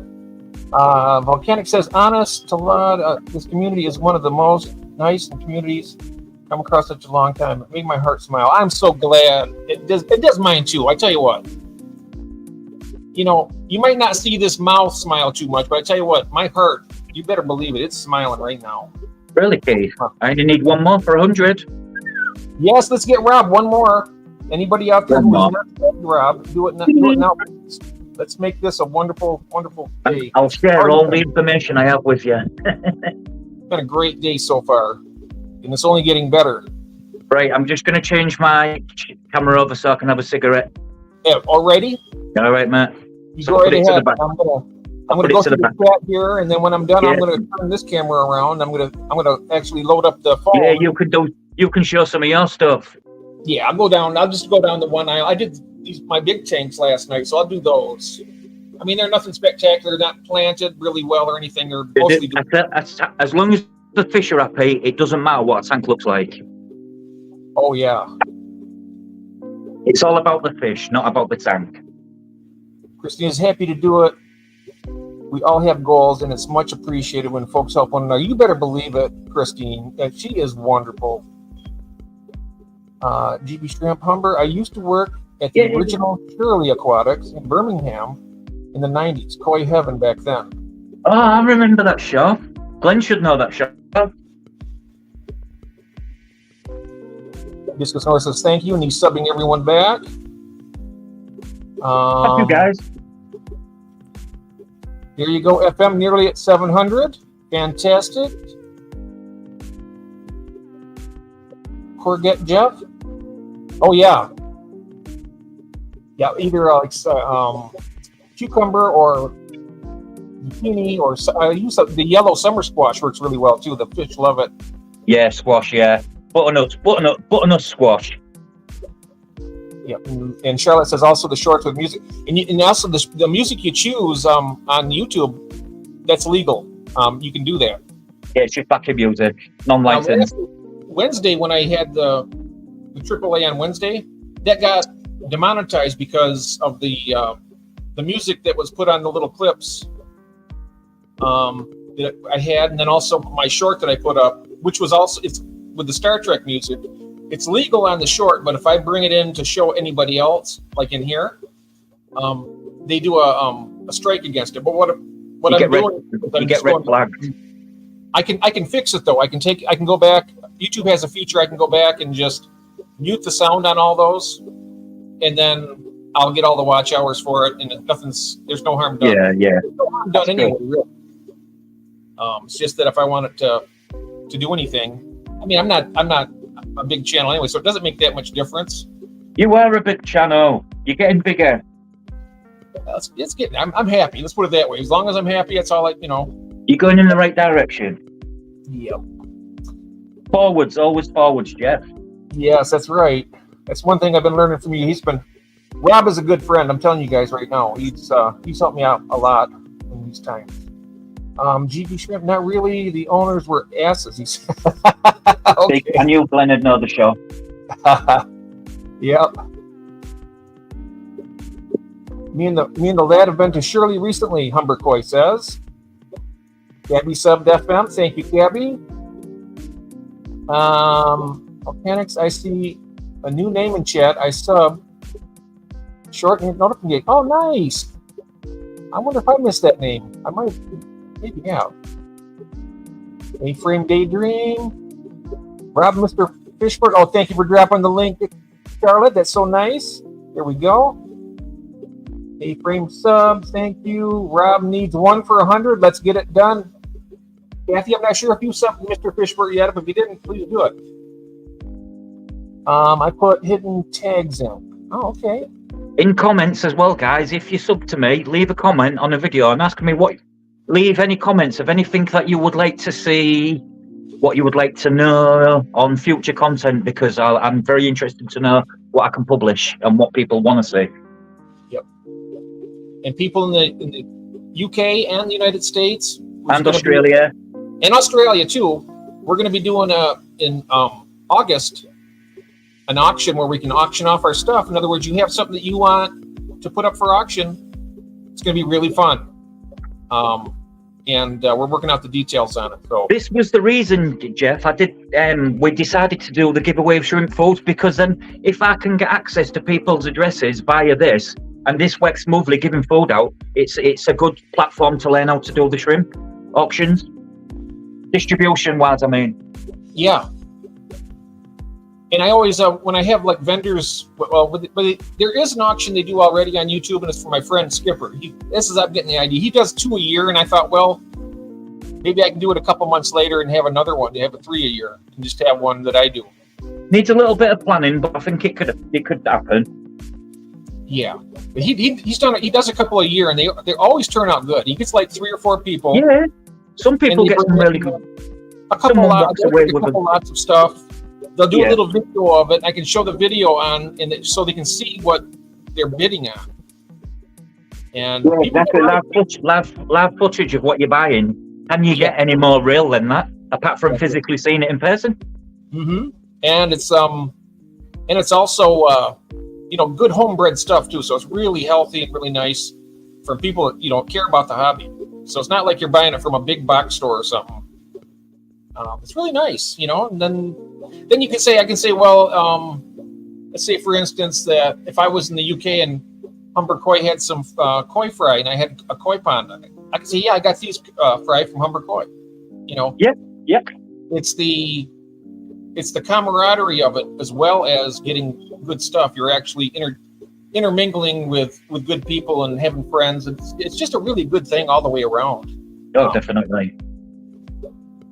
And Lottie says, thank you, Rob. I did as you explained. All right. Oh, good. And the link for Rob. I think we just put that up here a moment ago. Let's see. Somebody did that. I think Christine did, I believe. That's that. And here we are. Glenn put it up. Thank you, Glenn. If you ever want to do a YouTube visit and see some more fish, non-koi related, you're more than welcome. Reach out. And Cappy says, thanks, mate. There you go, Rob Humbercoy says. Thanks for all your support, guys. Oh, yes. Okay, Rob, you're at 100. Yay! Nice. That's nice. Now, up from there now. Now we're going to move on to 200, and let's keep on going. Everybody's going to keep moving forward. I think you have a plan of 24 notice. Oh, nice. First. Need one more, guys. This week's target has been smashed. Excellent, FM. Wonderful. 101 now. Our community is the best. Congratulations, Rob, from Christine. Well done, FM. Love your channel. Couldn't be happier for you. Wonderful, wonderful. What's on Crackin' Dudes? Something fishy. Hello there. I'll Welcome. get you to 700, Glenn. Something fishy's in the chat. Hello, welcome. I'm going to go ahead and... Can somebody share Glenn's YouTube channel, please? Yes, I will definitely do that. I got my phone right here. Here we go. Good man. Channel.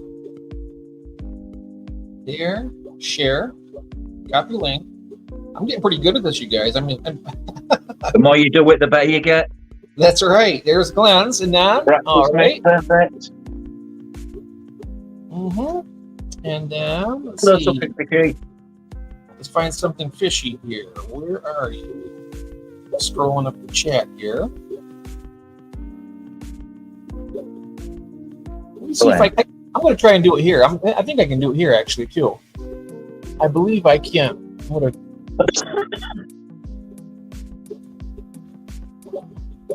I believe I can do it here also. If I find it. There it is. Yeah, here we go.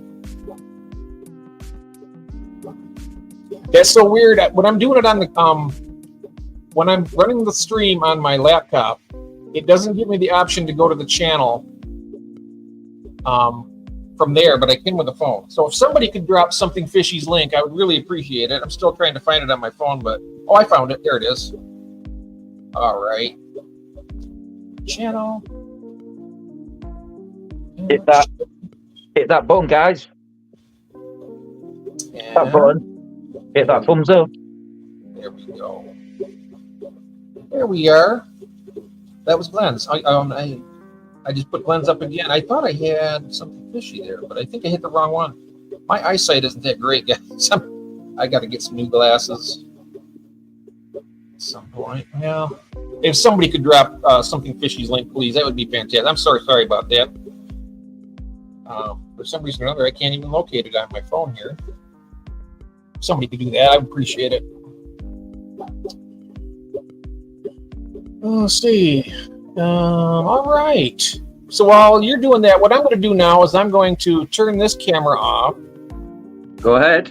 And I'm going to mute myself here as well. And I'm going to re-add myself with my phone, and then I'll go ahead and do a quick run around here. So I'll see you guys in just a few minutes. Okay. Okie dokie.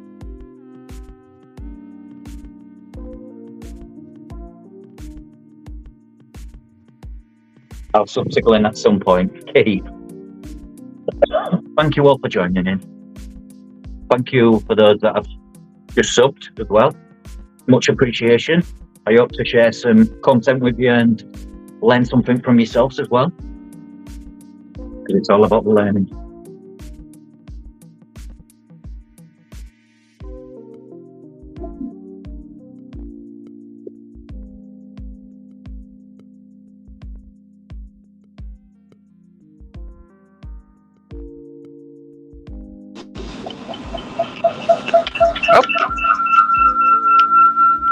For a second, I'm too close to the.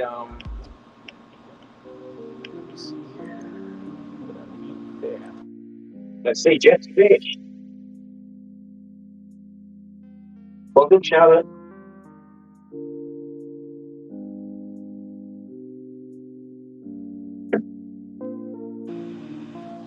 Can you hear me okay?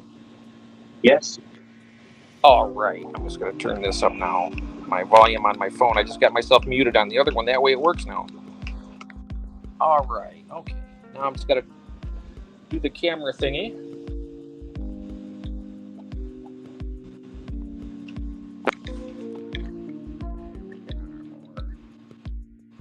Settings. Camera. And back camera. Thank you to everyone for subbing. All right. There we are. All right. Now I got to get up off my chair. Ugh, okay. All right. We're just going to start down this way here. African cichlid tank here. Malawi. Oops, let me see if it looks better this way. There we are. That's okay. This is just a species-only tank made basically Malawi's. That little castle. The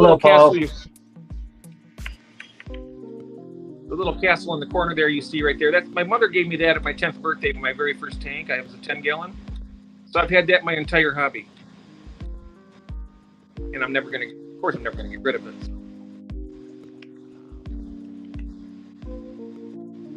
There we are. Okay. And so I also have this guy right here. I had to move him. That's a Dimitochromis compressissips. It's called the Malawi spider. Nice. And he's a beautiful fish, but he's quite aggressive. I had to move him because he was attacking over here in the next tank. I got all my convicts. I just did a short with all the breeding in this tank. But I have a sunfish here that you can see he beat the living crap out of him. This fish right here a few days ago looked absolutely pinnacle. It was just beautiful. And so I got that out of there just in the nick of time, because if I would have left him, he probably would have been killed. And he's been the tank boss of this tank for the longest time.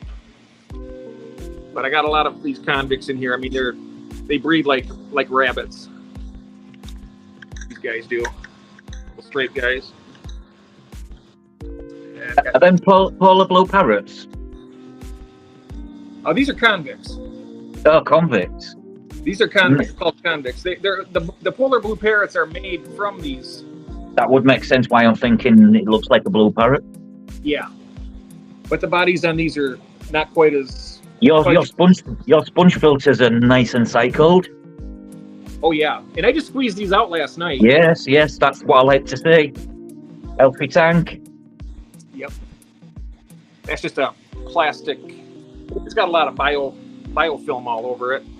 No real plants in this tank.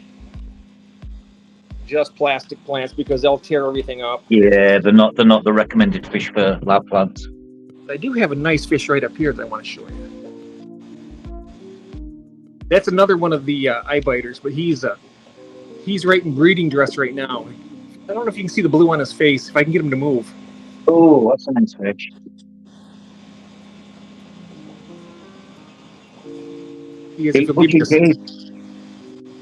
What's that? Keep just saying we'll all get there. We've all got to keep pushing. Yes, that's right. Keep pushing, guys. I have all my things. This is where I have mine. You can probably barely see the albino cubensis down here. I have all my devices plugged in at the moment, otherwise they'll die on me. Yeah. But I'll put the lights on later on that one. But we'll go over here. And this is the tank. I had a big, gigantic Ludwigia that I trimmed all up, and I put it in these other tanks. So it's all floating in this tank. In this tank here, I got my Epistogramma. I see the Epistogramma. That's a Epistogramma orange flash. Yes, nice. There's the male and the female. I like the orange. I like the orange flash. There's the female. And then I have, somewhere in here, I have a pair of wild-type beta chinoides with them. And a bunch of blue star endlers.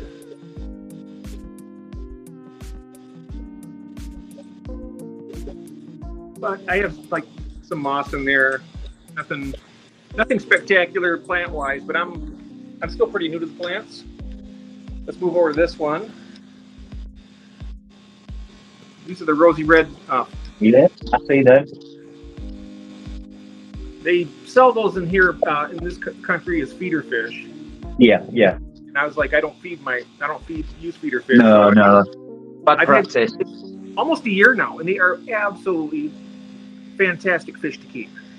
Nice looking fish. And of course, I got some of my black mollies in there. They breed. I put a bunch of the Ludwigia up top here, and that keeps the fry safe. A lot of the time, they'll go up there in it. And then I have. Let's see here. Then down there, I got some Wasserching, I believe it is, but I'm not really positive on that. They're doing well. And over this tank, this is my main breeder tank for the dragon bloods. Wonder where the big guy is there. Where are you at? Oh, here he is, over here.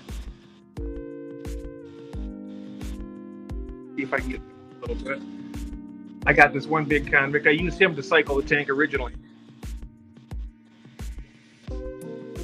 I like to see algae in a tank. That to me is an established tank. Oh, it's established, yeah. This has been going now for about. There's heater as well. I see you're using the Hygge heater. Oh yeah, yep. They sent this to me, and it's a really wonderful heater. This is I've got the same one, Jeff. Yeah, really efficient. Yeah, I love it. Up there is the controller for it back there. So then we got over here, we got another tank of these similar type fish. This has a mixture of both. There's the son of the breeder over here. He's like a spitting image of him. I don't know why my camera's really acting up on me. Let me check something here real quick. I wonder what's going on. Settings, camera. I think that's the reason why. Yeah, okay. That's better. I had that in mirror, so every time I moved the camera, it went the opposite way, and it was kind of confusing me. But no live plants in this tank either. Just artificial stuff. Nothing wrong with artificial plants. Yeah, artificial plants. Just give them something to. Sometimes, if you want a certain fish, you have to make the sacrifice to have plastic plants. Yeah. I know that my wife loves the red zebras here, so I'm going to keep those and probably some of the dragon bloods. But most of the Africans, I'm going to try and move along to get on to other fish. I'm going to come down here and show you some of my favorite fish. They're not real colorful, but very interesting. I'm going to sit on the floor here. These are some of the wild type bettas here. This is a Unimaculata. They're a little on the aggressive side, but they get along fairly well in here. And of course, you got a bunch of my grow out. Nice. Lots of bristle nose pride. I have a pair of Gardner-eye killifish. There's the male. See if I can find the female. But here's a male and female here. This is a pair. The male's on top. Yeah. The female's right below. These are mouth brooders, so when they breed, the male will have a mouthful of eggs, and he'll hold them until they free swimming. Take care, FM. Good night, good evening.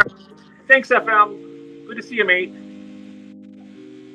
And this right here is called a betta phelps. Nice. And as you can see, it almost looks like a gourami. Yeah, they're related to gouramis. They're all Labrador. That would make sense. Yes. Yep. But they're really nice. There's something different, you know. They're not outside of the box fish. I like it. Yeah. Of course, I love my bristle nose. I got millions of these guys everywhere. Yeah. Good to keep. These aren't scared tanks clean. These follow your finger. They're really. Get a good close up of you guys. They're really nice, peaceful fish. They're not very aggressive, really. These can be a little bit aggressive, like the ones over here, but nothing terrible. I mean, you can see they're not going around chasing. They're not chasing everything around or anything. They have a little squabble once in a while, like that right there. This right here is in breeding dress. You can tell by the black stripes on the side of the head. So it's looking for a mate. It's looking for a mate. Unusual fish. Oh yeah. I'll get up and show you my black mollies that I'm so proud of. That I got a nice line of them. Well, I love black mollies. My first ever fish I owned. I got some nice ones here. I got some Christogramma cacatoides. This is nice. sold to me as a pair, but this is a female. Yeah, it's a female. Yep. I have two females that they were sold to me as a pair. And I've been wondering all this time because I have a really nice cut down here. Cave, yes. My Java fern. Attached to it, yes. For Java fern, I got some moss is growing really well. But Well, the babies can go hide. Yeah, they go hide. Yep. Yeah, it's good to have cover. But I do love these mollies. They're really a nice. I think they're probably my favorite live bearer. It's hard to say that. Though. It's hard to say a favorite, because I love so many of them. But they're one of my all-time favorites. And then down here, nothing much to see in this tank. I do have another pair of wild type bettas. Right down that way. Right back here. You see her down there. The pair's down there together. See if I can get closer on this side. They kind of just hang out together a lot. And they have the breeding dress on. You can see the dark. Yeah, nice. Nice farm. But the black molly's bred in here, and I got some survivors. Even put the bettas in there. You can see the little one there. Yeah, I see. Get a few there. I love them little pots. I have some of them. Oh yeah. Good pot. And my fire mouths and a few convicts in this tank. These fish aren't aggressive. I mean, they say they're aggressive, but you can see here they just get along really, really well. Hello.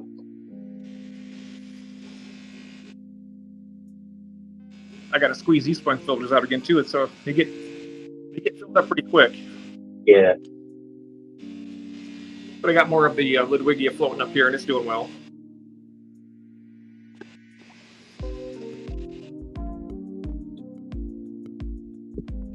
Yeah. And we have Talisa Aquarius. Hi, how are you doing? Hello. I'm just doing a little short tour here of my fish room. It's kind of a mess, but showing some of the stuff I got. No, you're keeping it real. That's what's best. And here we go. There's the male. This is the Xenotoca dodroi. This is a Mexican live bearer. It's on I think it's on the endangered species list. It is indeed, yes. And they're breeding really well in here. Lovely fish. I've got a trio in this tank with babies, and then I have another tank, same thing, another trio over here. Jeff, am I correct in saying that the babies what are born with an umbilical cord? Yes, umbilical cord, yep. Yeah, that's amazing. I was looking at these fish in the shop I was at. She's about ready to drop again, and also they don't predate on their babies either. These guys don't mess with them. But I was told that sometimes a previous batch, in other words, these fry here may eat any subsequent spawns. Yeah. We'll see. We'll see about that. All right, so I got another. I'm going to take a seat at this one because this is a bigger tank. This is my 55-gallon. These are all tiger limias from Haiti. You run all air-driven sponge filters? What's that? You use air-driven sponge filters? Oh, yeah. Yeah, me too. Air-driven sponge here, and I'll show you that so system. You're running it all off one air system, yeah? I have a hang-on back in here, too. Yeah, hop filter, yeah. Yeah, got one of those. I like my hop filters. I use a few myself. I do have a few little plants in here. I got that Crypt Undulata Red. It's a small one. The scuds destroyed it pretty much, but with all these limias in here. If I had just real estate, Glenn, if I had just space, I'd have 500 tanks as well. Oh, I could put a lot of tanks in here. I know you could. I'm looking. It's like part of the area here. These are the limmies. I started with 12 in here. Look at all these babies I have now. There's probably 100 fry in this tank. They're all up along the hornwort. But you see here, that's hornwort right there, that long. That's where the scuds have actually stripped it completely. Yeah. So that's why I have such a hard time with my plants. This right here is the dwarf sage. And they pretty much mowed that down, but it's came back. Not really well, but it's come back somewhat. My plant game is actually quite weak at the moment, but I'm working on it. Mine was weak, but it's getting strong because now there's more ways of keeping plants well. There's more people out there what can give you that advice and tell you where you're going wrong. Yeah. It wasn't available many years ago. You had to plant on a whim. You planted it. If it grew, fantastic. If it didn't grow, you didn't plant again. Yep. Especially with the internet now too, when you keep in contact with everybody better. Exactly. There we are. So this is the Tiger Lemias, and I got a few more tanks I'll show you, and then I'll take a seat again. Over this way. Yeah, see, I got all that area back over there. It's just kind of a, you know. Oh, look at all that space. I wish I had a basement. I wish UK had most UK houses, but we don't have basements, and I wish we did, because I don't own it. This is about 40 feet all the way across. You could make a show. I could easily. I got like 30 tanks down here, but this is. I mean, I got so much space here. You could run a business down there, yeah. Yes. Still, yeah, I think so. But I did get a nice big box of Dragonstone. I got a fantastic deal. I love Dragonstone. I love it's one of my favourite rocks is Dragonstone. I got a 50-pound box for $44, free shipping. That's very cheap.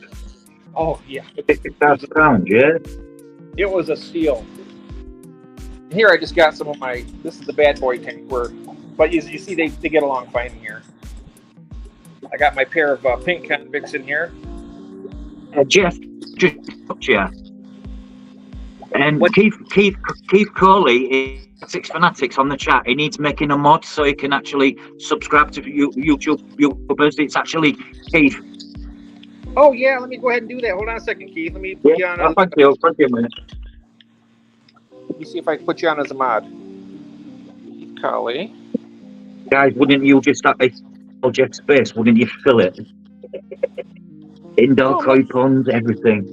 I'm wondering why it's not letting me do that. It's not letting me make you a. It says Coley. Yeah, I see Keith Coley, but it's not letting me put him on as a moderator for some reason. The only choices I have is star comment, delete comment, put user in timeout, or ban user or delete their comment. I think the reason why is because once I stop the tour, I'll be able to do that. So we're almost done. So just hang on for about 3 minutes, Keith. I'm going to make Keith Coley a moderator as well, but it's just going to take me a minute to get sat down and then get this turned off. One momento. Okay. Then here's a nice tank. This is my Blue Star Endlers. I love these guys. Little colorful there's males right there. Little Blue Stars. Nice. I got a pair of, I have a pair of placat bettas in this tank together, and they get along pretty fine. There's the male. Beautiful little fish. Where's the female at? There she is up here. She's like a cellophane. Yeah. There she is, and there he is. He's playing. Yeah, they're just playing a little bit. Love them. The beautiful fish, though. This little stunner there. And of course, I got lots and lots of bristlenose in this tank too. You'll see them over here. They're kind of lots of sexable fish. So, like I said, that now that I have memberships and stuff, I mean, I can go above and beyond stuff for my members too. So if anybody wants, like, say, a sexed pair of plecos or something, I can do that. Thank you, guys. All you Americans listening. And there's some better subwasser tank, right? That's actually growing now. I can see which one's a male and female as well. Oh yeah, there's some good sized ones in there. You can see the male at the back, female at the front. There's a nice little female right there. Some of them look like they're actually holding eggs already, so ready to breed. Yes, in fact, I have. I can't show the ones upstairs because I don't film up there when my wife's up there. Yeah, okay. But I have some that actually breed without a cage. Yeah. In fact, I've got some in this tank that have bred. They bred underneath this piece of Dragonstone. Now these right here are my killifish. These are the Ephisimian Austral, the gold killifish, yeah. Gold lyre tail. Yep. There's the female over here. I'm not sure if we can be able to see any of the eggs on this mop or not, but they dropped the eggs right on this mop quite a bit. There's one of my Bloody Mary shrimp. I have a few of those in there. Their numbers are dwindling because of the killifish, of course. Killifish love shrimp. Yeah, so I'm going to try and get when I get the new tank set up, which are, let me show you over here. They're right over there. I'll just walk this over. I got some new tanks. I got these 4 tanks here, or 3 tanks here. I got a 10-gallon here, 20-gallon long, and then I got a 40-gallon. I think it's what, 160-liter tank. Oh, yeah. The 3-foot. Let's see what it is here. 36 inches by 18.5 inches.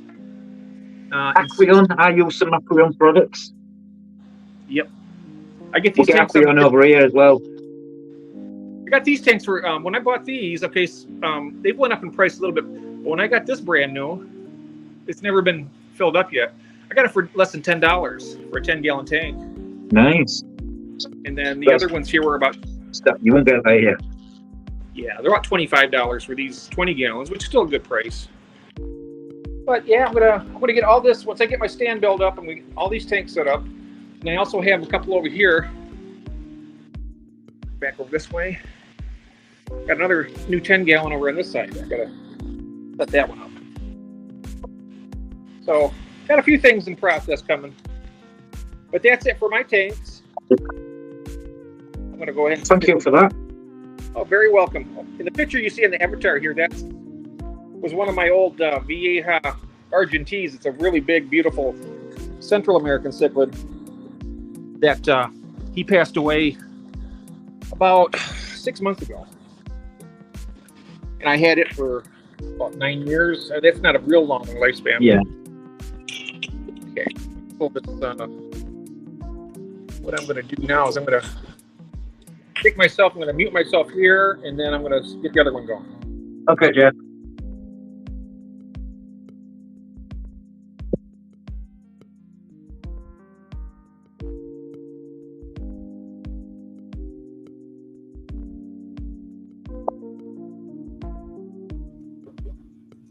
All right. Ooh. Okay. Can you hear me okay? I can indeed. All right. I'm back. Ooh. I don't know about you. It's hot in this basement. I tell you, I broke a sweat. Yeah, very humid in my room, Jeff, as well. It's surprising how much of a hot sweat you can get just walking around. Yeah. Absolutely. Oh, we got JT's in the chat. I just noticed. Nathan Hovey, hello. I'm not sure who all I might have missed. I've been walking around here showing my tanks. Chat's been going very fast. Chat does move fast, doesn't it? Wow, that's fantastic. We say hello to JT. Hello, JT. Good to see you. Thank you for dropping links, Jack. I appreciate that, mate. Volcanics. I have a pro camera on the video streaming. Anyone know? To hook that up to be to a tablet. I'm not sure, actually. I'm not very good with the technology, but I know we have people out there that are. I think you do a splendid job, if I'm honest, because I'm not a daft lad, let's say, but I'm still learning. I'm way behind you. Yeah, I'm still learning it. I'm still learning the ins and outs of. Yeah, there's a lot to take in. Thank you so much, Charlotte. That's very kind of you. I'm not sure how far. I'm quite a long ways to the end of the chat here. Thank you to everybody who subbed to my channel. Graciously subbed to others. What an awesome community. Yes, it is. Absolutely. I tell you, I'm just overwhelmed with all the goodness here. Honestly, I'll be really blunt. Oh, and there is my mate. This is Fish Northwest. I'm sorry if you've been waiting long, Paul. I just see here 450. My goodness, I've been running around showing my fish tanks. I didn't even know you came in. So good to see you, my friend. He's also known as on his YouTube as Big Fish Lad. And I've been subbed to his channel forever, it seemed, and I love it. Got really, really nice stuff. So be sure to, let me see if I can drop your link. If somebody could drop Paul's link, Fish Northwest, Yeah, someone drop Paul's link in, guys. That'd be fantastic. I'd really appreciate it. Good to see you, Paul, and thank you so very much for everything you've done. Now, this guy right here, back when in the thick of COVID, when everybody was getting sick, he was still doing videos from the hospital bed. He had full oxygen on. He's doing his videos, and he was struggling to put footage out for his viewers. Yeah.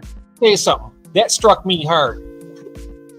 That tells me right there, he's a good man. So please, most definitely, really fantastic.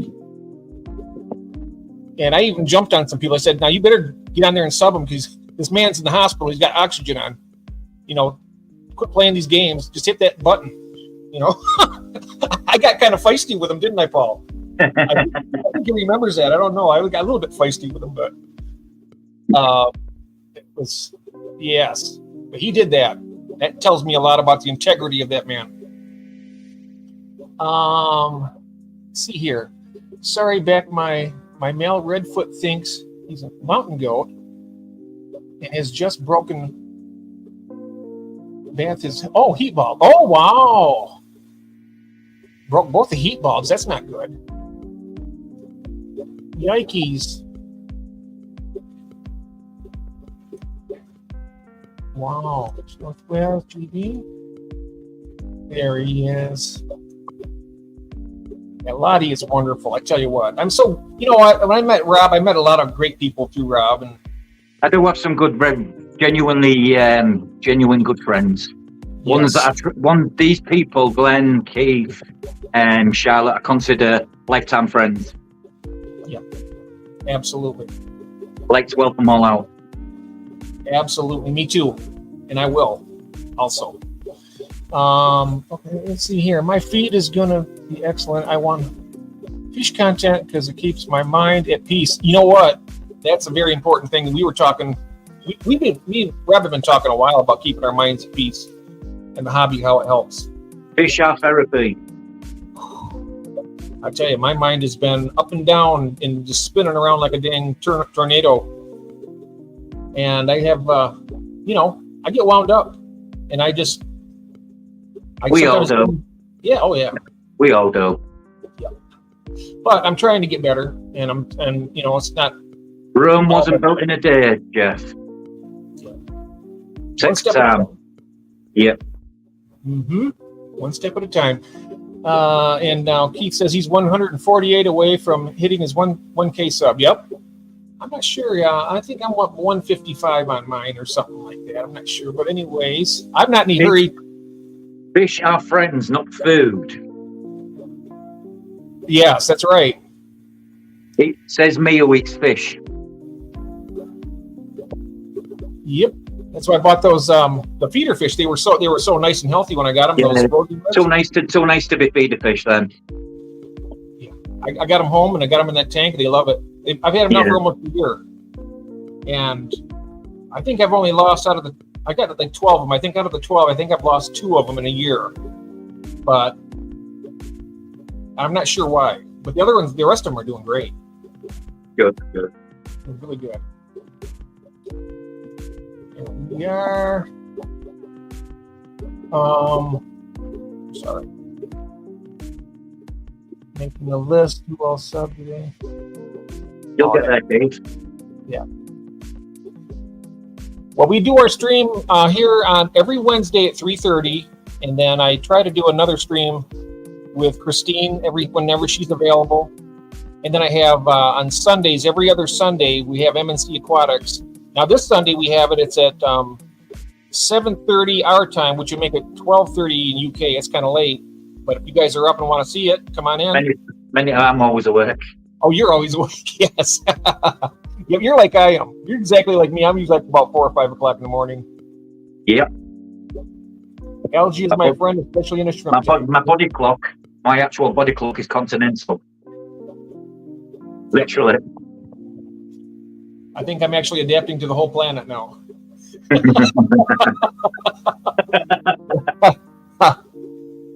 Let's see here. Sorry, guys. Great live as always, but need to shoot. All right, FM. Thank you so much, and you take it easy. I'm not sure exactly how far behind I am. I think I heard that a while ago. You're way back, Jeff. Skip the chat. Skip the chat. Go down there. There's Talisa. Hello, Talisa. So good to see you.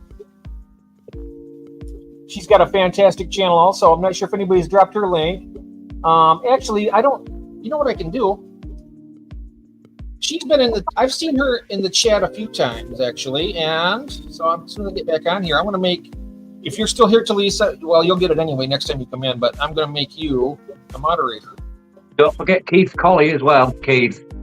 Oh, that's right. I got my phone back here. Good. Thank you for reminding me on that too. You're welcome, Keith. We have Ed's picking up cichlids. Here he is. He's down. Let me scroll down the bottom of the chat here and see what I catch up here. There's Keith down near there. Okay. We have Ed's picking up cichlids. We're actually streaming tomorrow with Ed at 3:30 tomorrow, which would be 8:30 UK time. Good time, yeah. And he's got a fantastic fish. He's going to show his fish from too. Fortunately, England don't play till Sunday, so we're free Saturday. All right. Okay, so I'm going to find Keith Cowley and make him a moderator.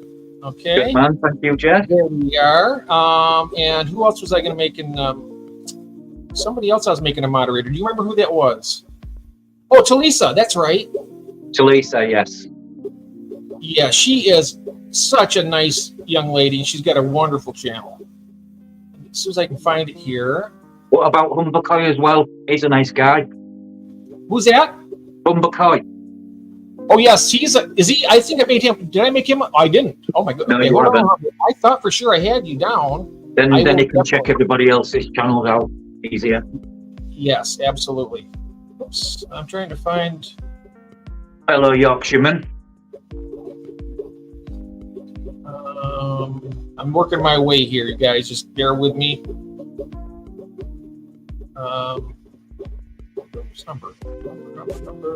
There he is. Okay. And as a moderator. There we are. There you are, Humbercoy. Thank you so much. And sorry about the oversight. Missed that. And I just got to find. Oh man, my eyes are terrible. I'm so sorry. I'm trying to find. There's Talisa. Okay, Talisa, just subscribe to Sweet Acres Koi Farms. Thank you for subscribing. Yeah, she is really nice, you guys. Check her out. Give her a sub. Standard moderator. There you go, Talisa. If you're still here, you got.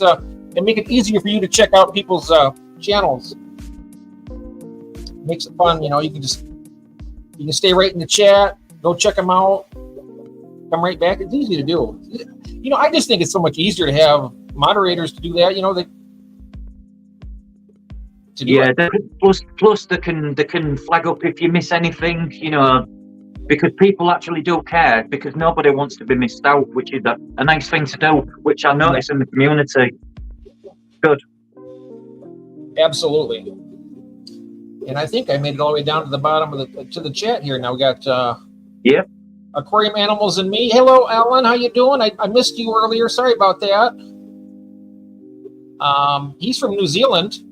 Yeah, I went on his live talking ghosts. Yeah, Alan's a good guy. Alan, you have a good one now. So good to see you. Yep. Bye, guys. I'm in New Zealand. Yes, you are. It's always good to see you, Alan. We'll see you next time. I'm sorry I missed you earlier coming in, but I was probably walking around here like a chicken with my head cut off. More than likely. It says, Keith, why are you on your old account? Big Fish Lad was asking Keith. Oh, there he is. Hey, Alan. Because he watches it. Because Keith, the channel what Keith's on now, we watch his YouTube through his TV. Oh, yeah. So I've got an account connected to the TV, a different account connected, but in the same name, just so I can see it through my TV like that. Oh, then nice. Then you see the chat up to date. You don't have a lag. My TV's ahead of my phone.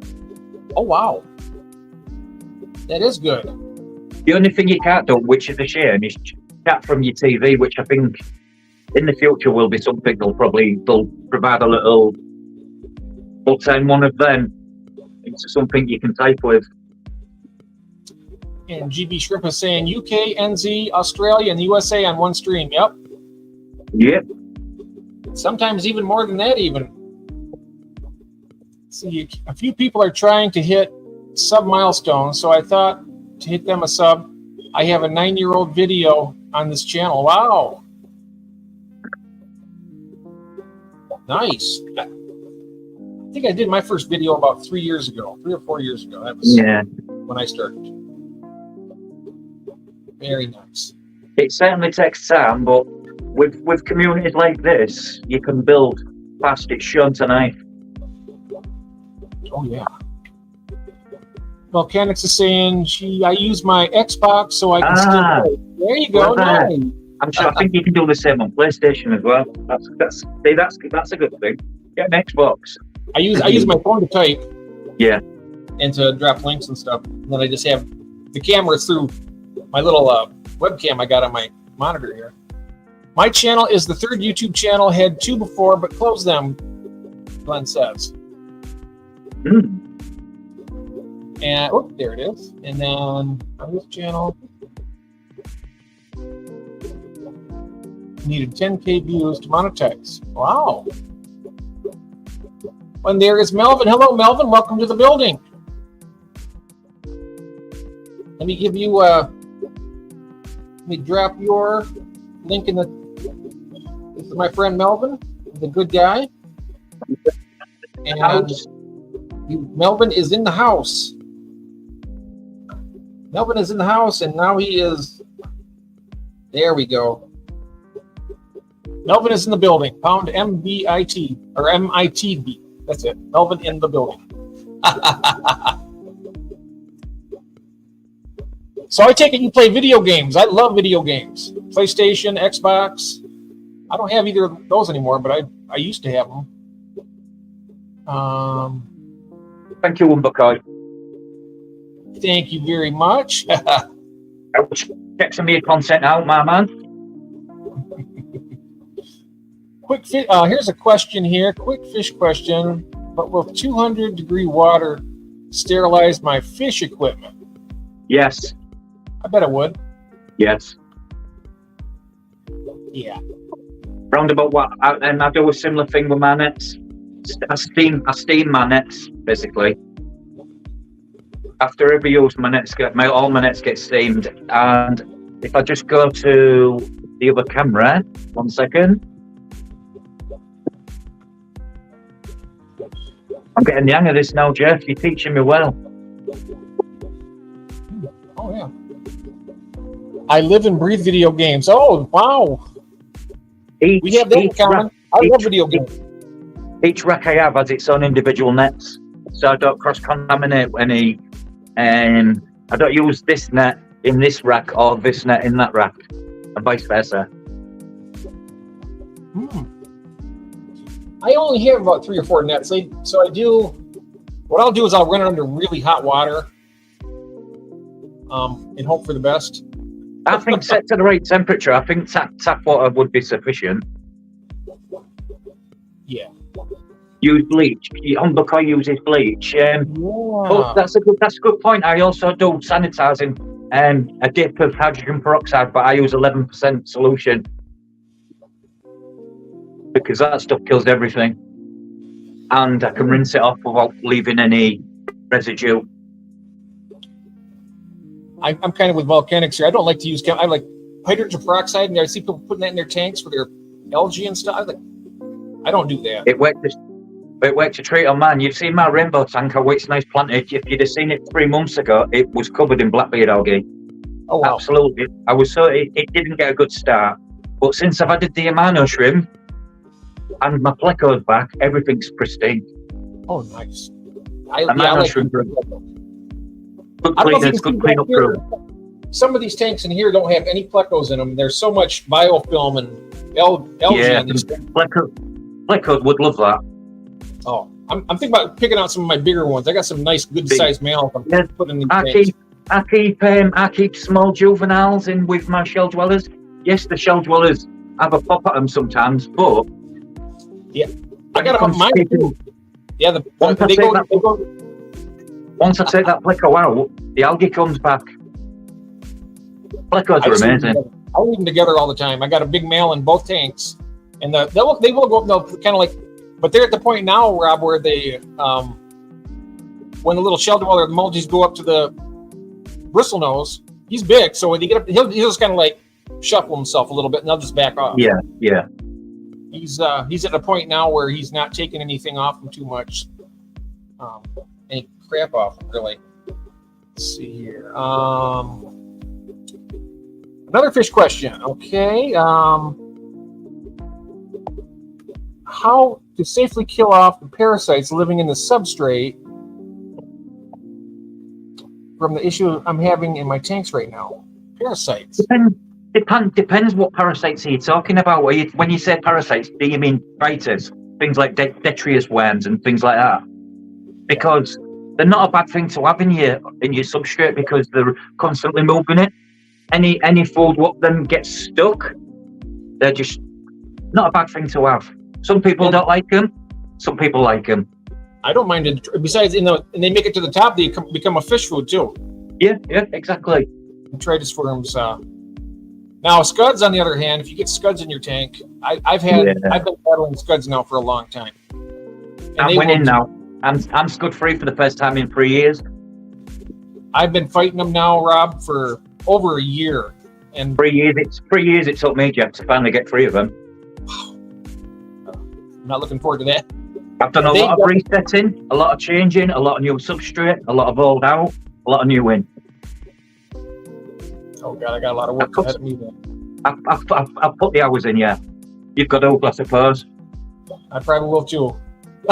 Yeah. I'll have to. Just rather than do it all at once, do it in phases. That is my best advice. If you can drag your maintenance over a period of time, you do a better job.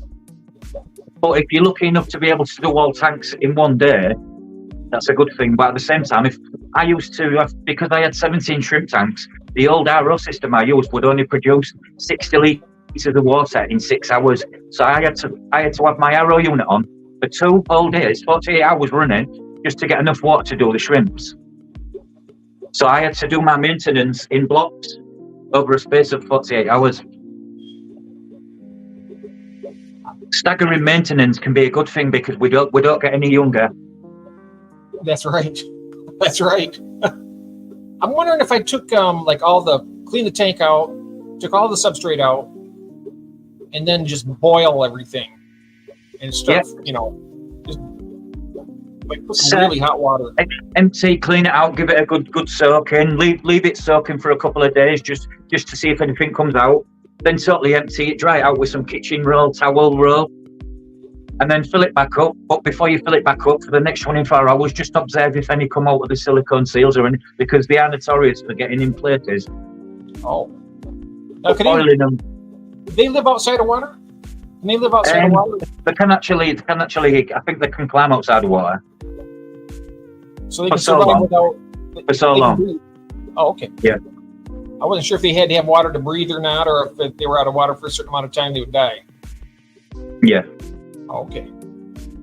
Yeah, I got to do something because like I said, they've eaten I don't know how much Java moss of mine. I had really big, beautiful, lush clumps, and they just devour. Yeah, they love the leafy greens. Leafy green plants, Amazon swords, things like that. They love the taste of them. In the 55-gallon tank, I had that where I showed you all the tigerlimias. When I was showing you when I sat down at the other end, and I started with 12 fish, and there's like 100 frying there.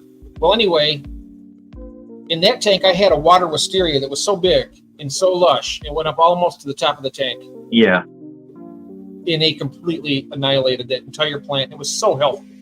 Yeah. They ate it down to the nub, and there was nothing left. So I know the scuds all too well. I hate them.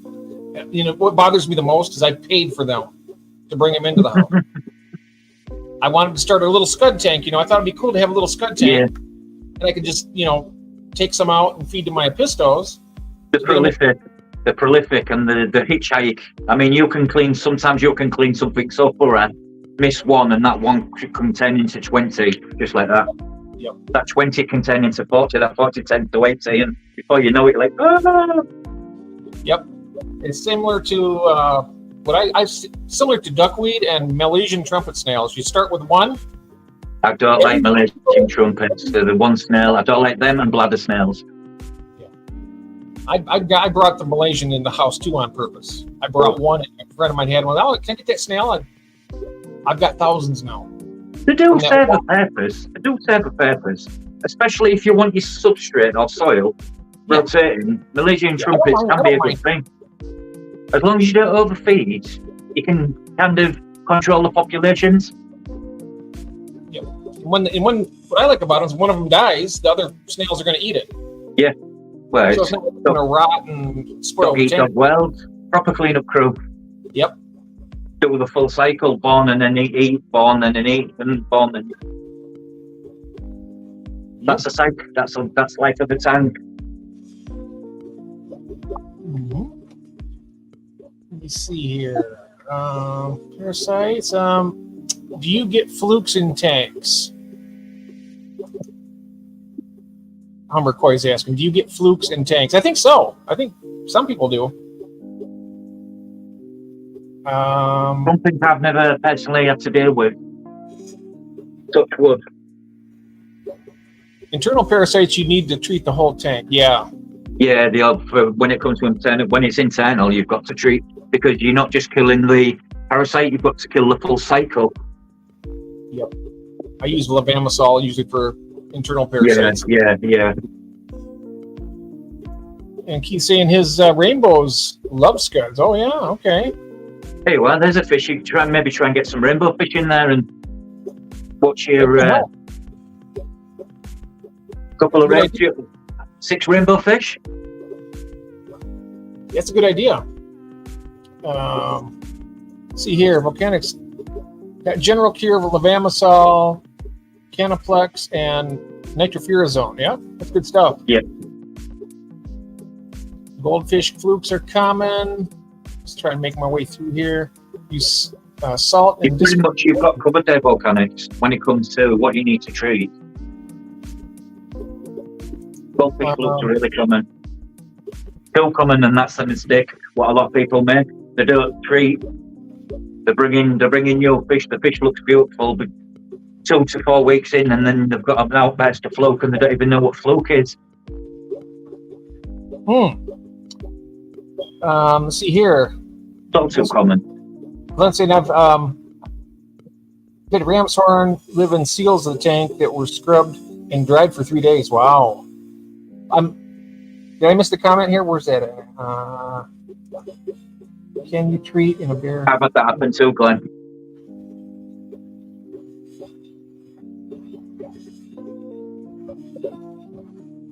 Stick with the treatment. He says, stick with the treatment, volcanics. See it through. Yes, most definitely the best advice you can give. Always see it through. Don't think it's not working, because sometimes it can take up to 3, 4, 5, 6 days. Yeah, the flashing and the yawning, you're right. You see them just kind of like hit the bottom of the substrate and just kind of shoot off or up against the rock or plant. Opportunity to anchor themselves to the said fish. Yep. So, sounds good. Okay. Well, Rob, what do you think? I think we've covered quite a bit of stuff here. I got some more questions, though. Can we finish those up? Yeah, go ahead. All right, I'm going to pull the rest of the questions up here. I'm trying to figure out where we stopped at. We did I think we stopped at 4. Yeah. Now, here's the questions, the rest of the questions. What are the essential equipment if you want to keep Caridina shrimp? The essential equipment, first of all, if you want to keep Caridina properly, in my opinion, you need to have one of these, which is, oh no, I'm on camera. You need an RO unit? RO unit, yeah. Firstly, you need your RO unit. You need to know what you're doing when it comes to RO, and if you just bear with me. Sure. You also need a good remineralizer for your RO water to remineralize to the correct parameters of the water. The one I use is by Qualdrop, is GH plus So for every 5 mil you put into 10 litres of RO water, it turns it to GH5, KH0. Oh, So for 50 litres, you'd use 25 mil and so forth, just to get the GH to 5. And then once you know the way you know you've got your RO water up to scratch is you have a adequate, decent TDS pen. Check the TDS or EC depending where you are. Make sure it's at 150 or below, but still always test your tank for the GH. You shouldn't have any KH in RO water, and the active soil in a shrimp tank also buffers any KH away, so it will be buffered away. okay. I need to get an RO. I know that. So I plan on one of those tanks I showed you earlier, the ones I want to set up. I'm not sure if it's going to be the 10 gallon and 40 liter up to start one of those as a Carradina. Equipment, and also you need a good active soil. Always remember, dependent on what Carradina you keep in, be that Tigers, which you could have a soil what gets to around 6, gives you a 6.5, or you can get Carradina water low and require soil what creates 5.5 pH. But the soil does the job. The soil does the work of buffering the pH down as well. Oh, okay. So that's going to be that's a question coming up here. I do believe TDS, minerals, RO, always set and one rule of thumb: set your tank up and forget. Set and forget. Let the tank establish. Let the tank gain algae. Let the tank create biofilm, because that biofilm will turn into tasty food for a shrimp for weeks to come. When the shrimps feed properly on natural substance and microorganisms, you get better results for breeding. This is where I'm at with shrimp, and this is what I've observed and seen personally. Have you ever used the Bacter AE stuff? They have that little. Yeah, I don't use Bacter AE now. I use this one. Oh. I use one of the two. You can use them both on fish as well. Bioenzymes, which is good for the digestive system. Oh. And also, this settles when it's like a powdered form. When you drop it in the water, it covers everything. So baby shrimp get the opportunity to climb onto the plant, eat a little bit of this, and then I rotate it. And 1 week I'll give this Bioimmune. That's just like a booster, vitamins for shrimp. But can use both of these products on fish as well. Oh, nice. You know, I used with my baby bristlenose plecos. I took some of that, little bit of that Bacter AE, and put it in the tank. It's good stuff. It's good for producing. But if you want a quick, but there's something what Glenn sells now, and it's called DSP, dead shrimp powder. It's from the Asian market, but Asians know the stuff. You put a scoop in the amount of water adequate to the tank, and it creates biofilm and algae in weeks. Oh wow! Such good stuff. Such good stuff. A game changing stuff. Okay. So what I'm going to do when I start my after we're done with the questions, what I'm going to do is when I start my Carradina, I'm going to be talking to you and Glenn and find out what No problem. I'm not sure if these products you have are available here in the United States or not. But you have a lot of alternatives. I can put you in the right direction. If you was genuine to get into Carradina, I can point you in the right direction of what's available in the US as well. Because I'm a geek like that. I don't just look on the internet in the UK. I look worldwide because I like. It's, for instance, I've got this.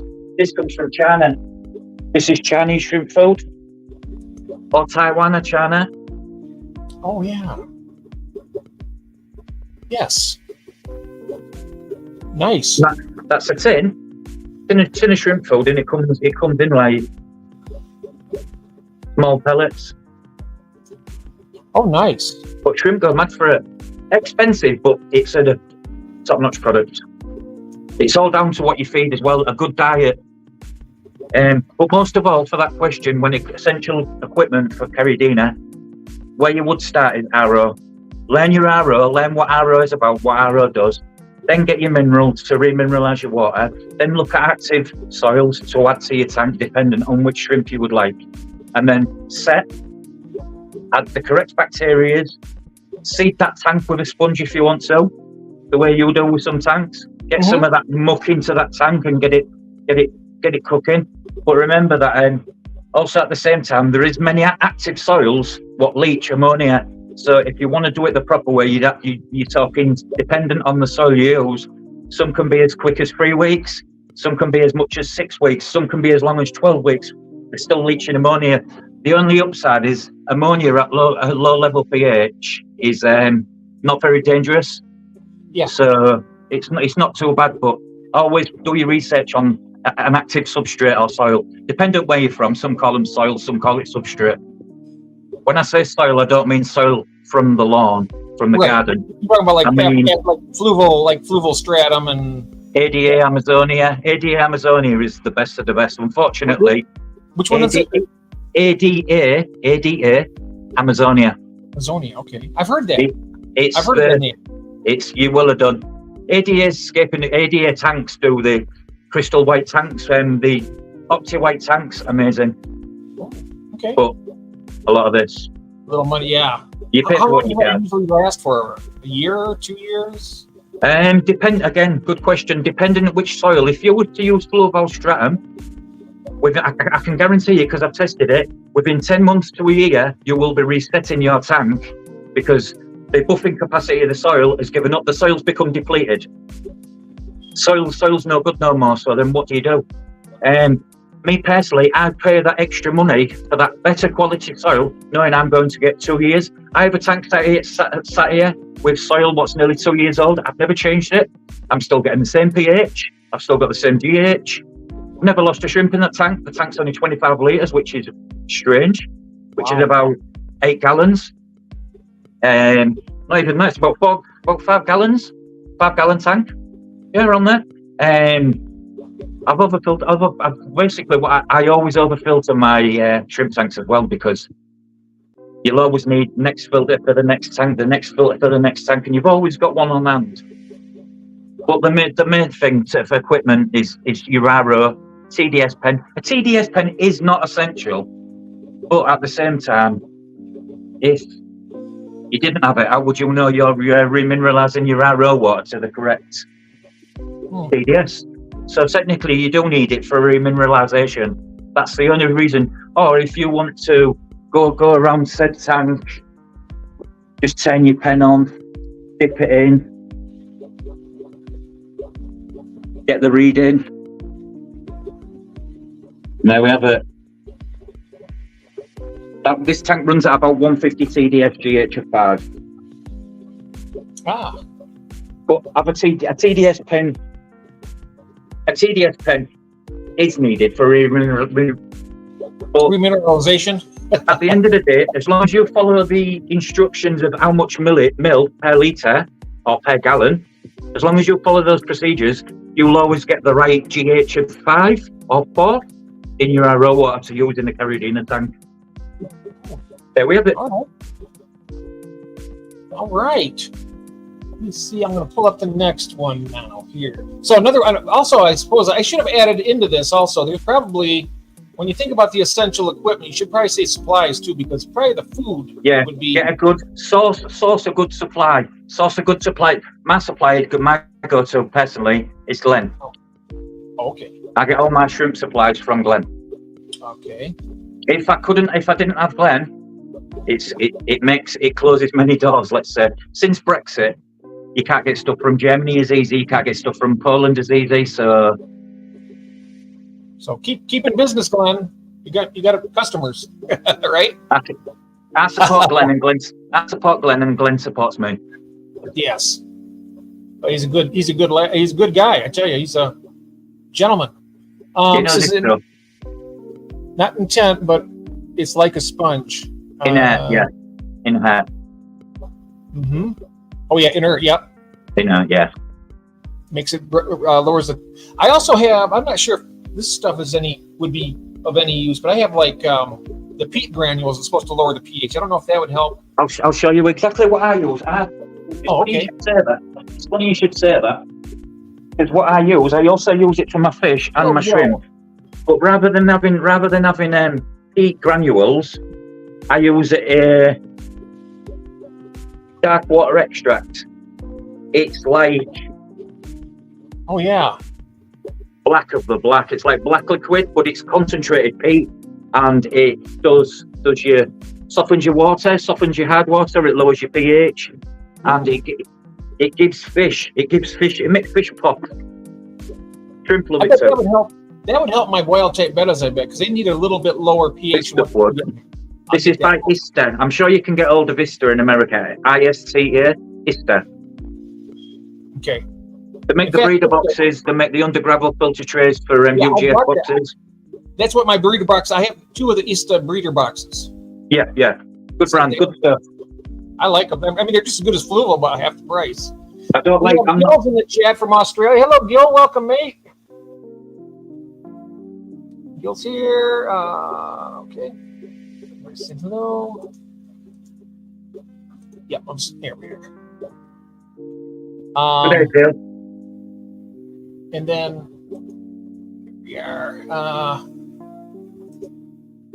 There we go. So okay, so we get that and the foods. You said you buy all your foods from Glenn also. So there's lots of. Yeah. We have lots of. I mean, I've seen there's a lot of foods here. People. Yeah, America's got a wide variety of range. Fritz Aquatics.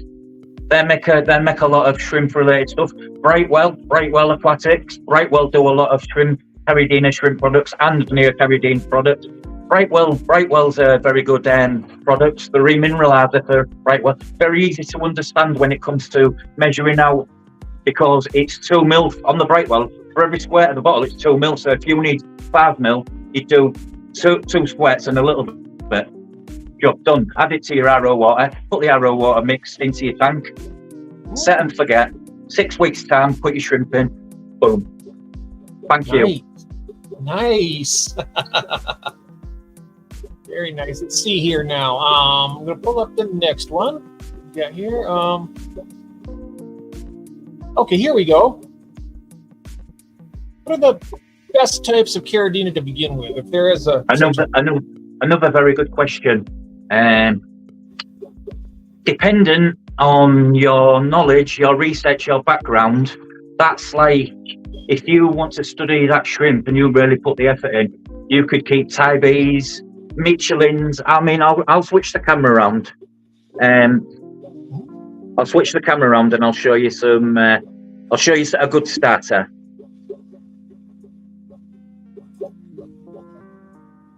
Hello, Talisa. Welcome back. Wait 1 second.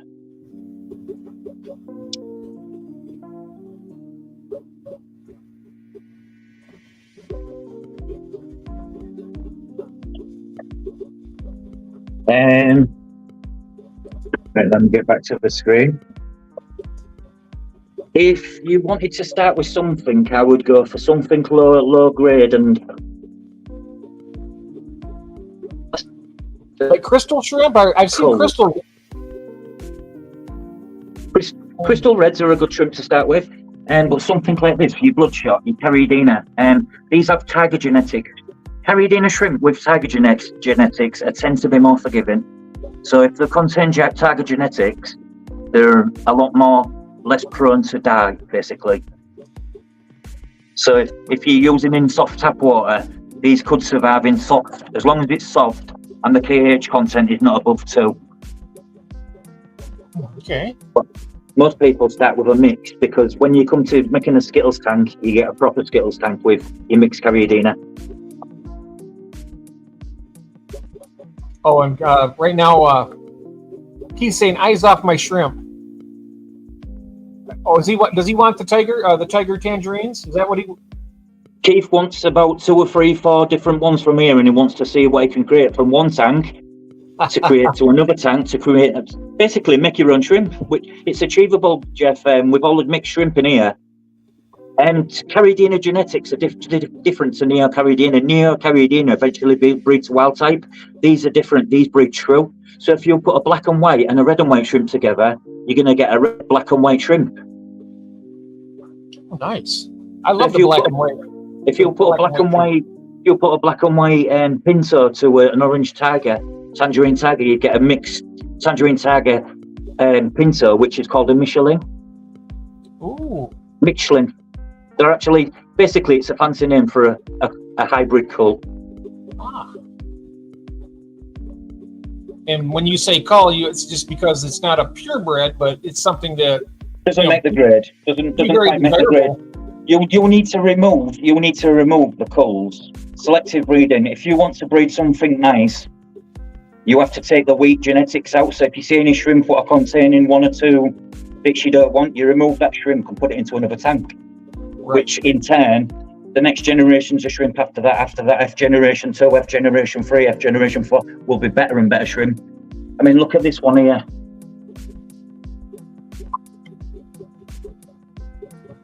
That's a rusty red tiger. Orange eyes. Oh, wow. It's not very clear, but... Yeah, the resolution on StreamYard isn't very... I mean, when you do your live streams on YouTube, they're so much more clear than this. Yeah, more clear.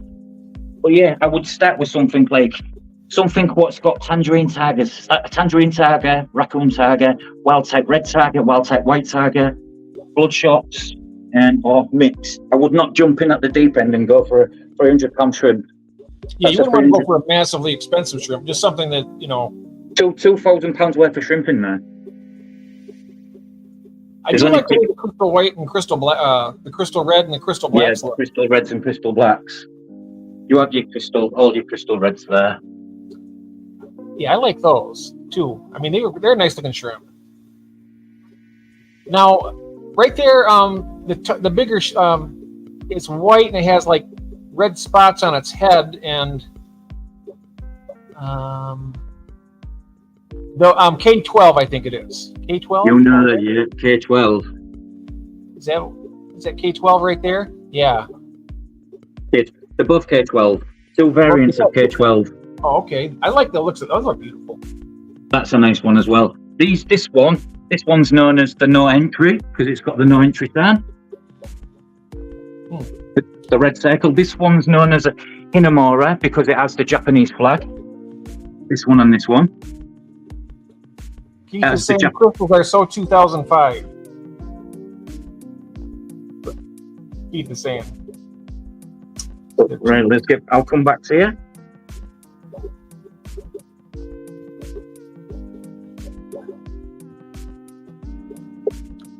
I mean, for starting out with some caradinas, I mean, there's some that I want. Tangerine tigers. Tangerine tigers is my answer. Okay, all right. So that'd be a good one to start out with. Just to get the and then after that, if that goes well, then you can always set up another tank. You whoop your game, and then you go for something a little bit better, and then you realise that you're actually quite good at shrimp, and Caribbean shrimp are actually not hard to keep because you've got over that first hurdle with our marine mineralisation, so it stays in here. And then before you know it, my whole basement's full. Yeah, literally. And then I'll be building more racks and more stands. 360 shrimp tanks. I'll have my 10-gallon tanks going long ways stacked up. This is how I do. That's how I do them. Long ways. Yep. Front to back. Otherwise, it was long ways and they didn't fit. See, every tank I got in here is all the big picture style, but I could have, I mean, even with right here, I could have a lot of tanks if I just turn them the other way, but I wouldn't want to do that with these big tanks. That would be impossible to clean them. But yeah, no. But like the 20 gallons and the 10 gallons would be ideal. I could do that with the 20s. Yeah. In a carrier, I would say some form of tiger, tangerine tiger, raccoon tiger, wild type tiger, red tiger, wild type, even orange-eyed wild type tigers. If you want a wild type tiger but with funky eyes, you can get the orange-eyed version. Not overly expensive, but some not so cheap. But tangerine tigers here in the UK, you can pay anywhere from £3 to £4.50 a shrimp. I personally do them at 10 for £25 just to make it affordable. I'm giving Keith shrimp. I'd happily give somebody shrimp.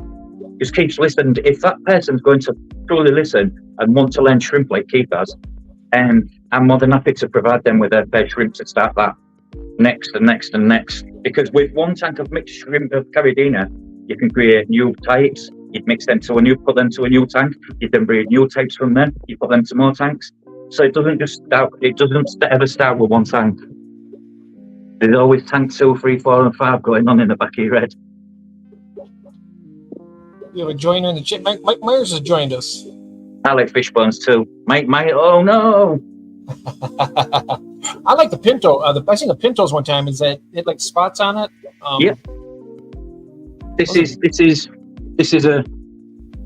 a pinto. This is a spotted head pinto. Where am I going? I'm going the wrong way. This one's a K12, K13. That's a pinto right there. Yeah. I like that. Just a little bit of red on the back, or you can get pure. You can get full head white. That's classed as a pinto still, because it has the red instead of the white dot. It has the red dot. It's just in reverse, basically. Full white with, they call that a crown. Oh wow! I love those. Are they expensive shrimp? Those? No, not really. You could buy basic crystal red shrimp and work your way up, as long as you cull. As long as you're prepared to do a lot of taking the what not so good ones out from the next generations to keep the shrimp as pristine as it can be. Oh. If you want to breed red and white no entry, for instance, or the Hinamora or the pinto, if there was any what wasn't showing the red and white and they looked like a little bit of red on the back and not clean white on the back, or the spots on the red was a little bit, you take that out because you wouldn't want that in the genetics for the future, because the cleaner you keep them, the better the shrimp will become. It'll get stronger and better, yeah. Yes. I know, I did the same thing with my blue dreams. I'd take out the one. It's pretty much the same process, yeah. Take out the white to keep the strong. And when I say strong, I mean colour. Full blue, you don't want 50 shades of blue, you want one. Right. All right. Okay, now this is the next question here. This is something we talked a little bit about, but you can tell us. The price range from the lowest to the average to the highest prices of the shrimps. I mean, I know that some get really expensive. You could start with a tangerine tiger from average of £3, $3. You can go on to spotted head pintos, which are worth about $50 to maybe $75 each. You could go up to Galaxy Tiger fish bones, and if they contain the metallic gene, you're talking 150 to 200 pound shrimp. Then you can jump up to the boas, the Caribbean boa. If you produce nice face patterns and a full clean jacket on that boa, you can be talking a $2,000 shrimp. Wow. Per shrimp? Yeah, per shrimp. They do achieve that price in Germany as well. Oh, wow. I know a few people what have had investments at that amount, yeah. Oh, that's something. Red Laser has joined us. I just seen. Hello, Gord. Welcome. We're just talking about some Caribbean shrimp. I am going to be setting up a Caribbean tank. There's no doubt about it. How long's a piece of string? I mean, the answer to this question is from £2 to $1,000, really. Yep. It's vast. There's so many types of Caribbean now. It's still new stuff being produced, and then that person can put their amount onto the market to sell that shrimp. June has joined us back. Hello, June. Welcome back. This is leading to some other questions, so I don't want to really bring that up right now. That's okay. That is very good.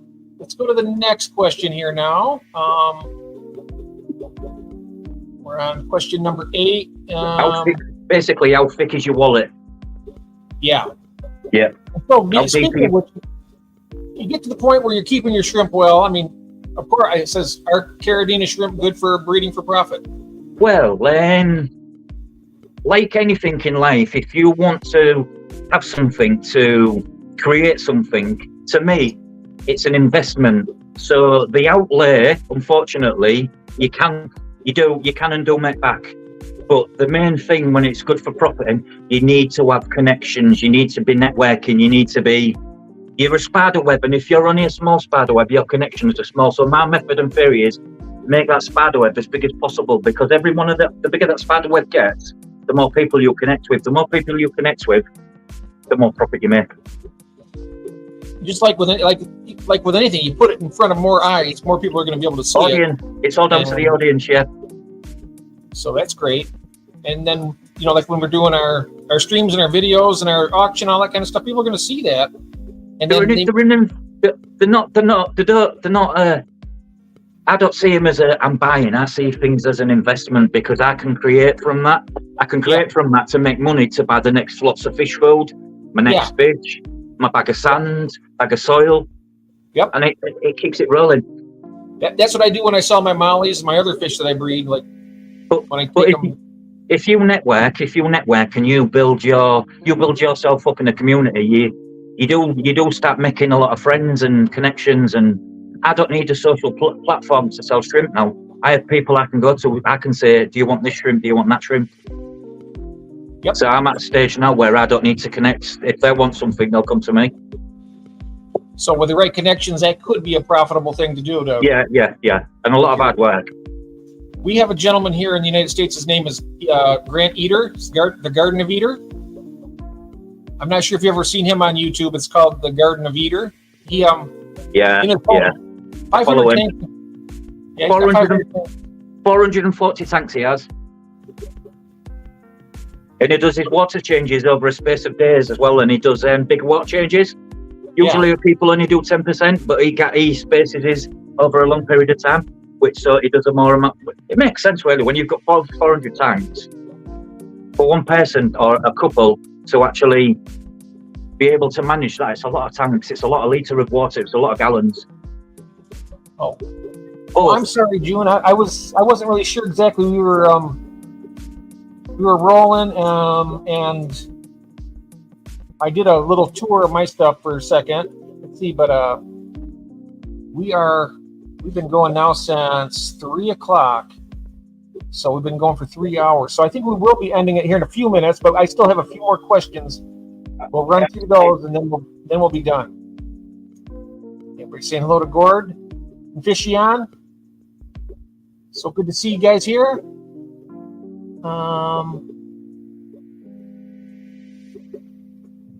Oh yeah, tonight we have dance stream. What time is that, Christine? Dance stream. I think. Is Kathy in here? Where'd Kathy go? Hello, Kathy. Are you still here? Typing to you. Sorry about that. Okay. Yeah, go ahead, Rob. I'm sorry about that. So, good problem. So we got another question now. I get scattered. I'm sorry about that. That's okay. Okay, here you go. A difficult one. What's your favorite type of Carolina shrimp? Hands down, the winner of this award goes to Carolina wise. I would the Galaxy Boa, the blue or the orange Galaxy. I own the shrimp, a Boa. Oh, nice. Galaxy Boa, because the creme de la creme. When it comes to competitions, everybody enters the Boa because the Boa is like the big prize. Yes. Especially in Asians created the Boas, and like with the goldfish and the koi, the masters at it.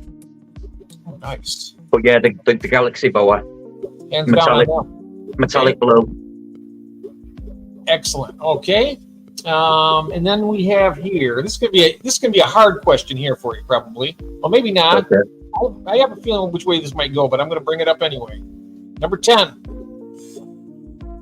If you could only keep one, fish or shrimp, what would it be?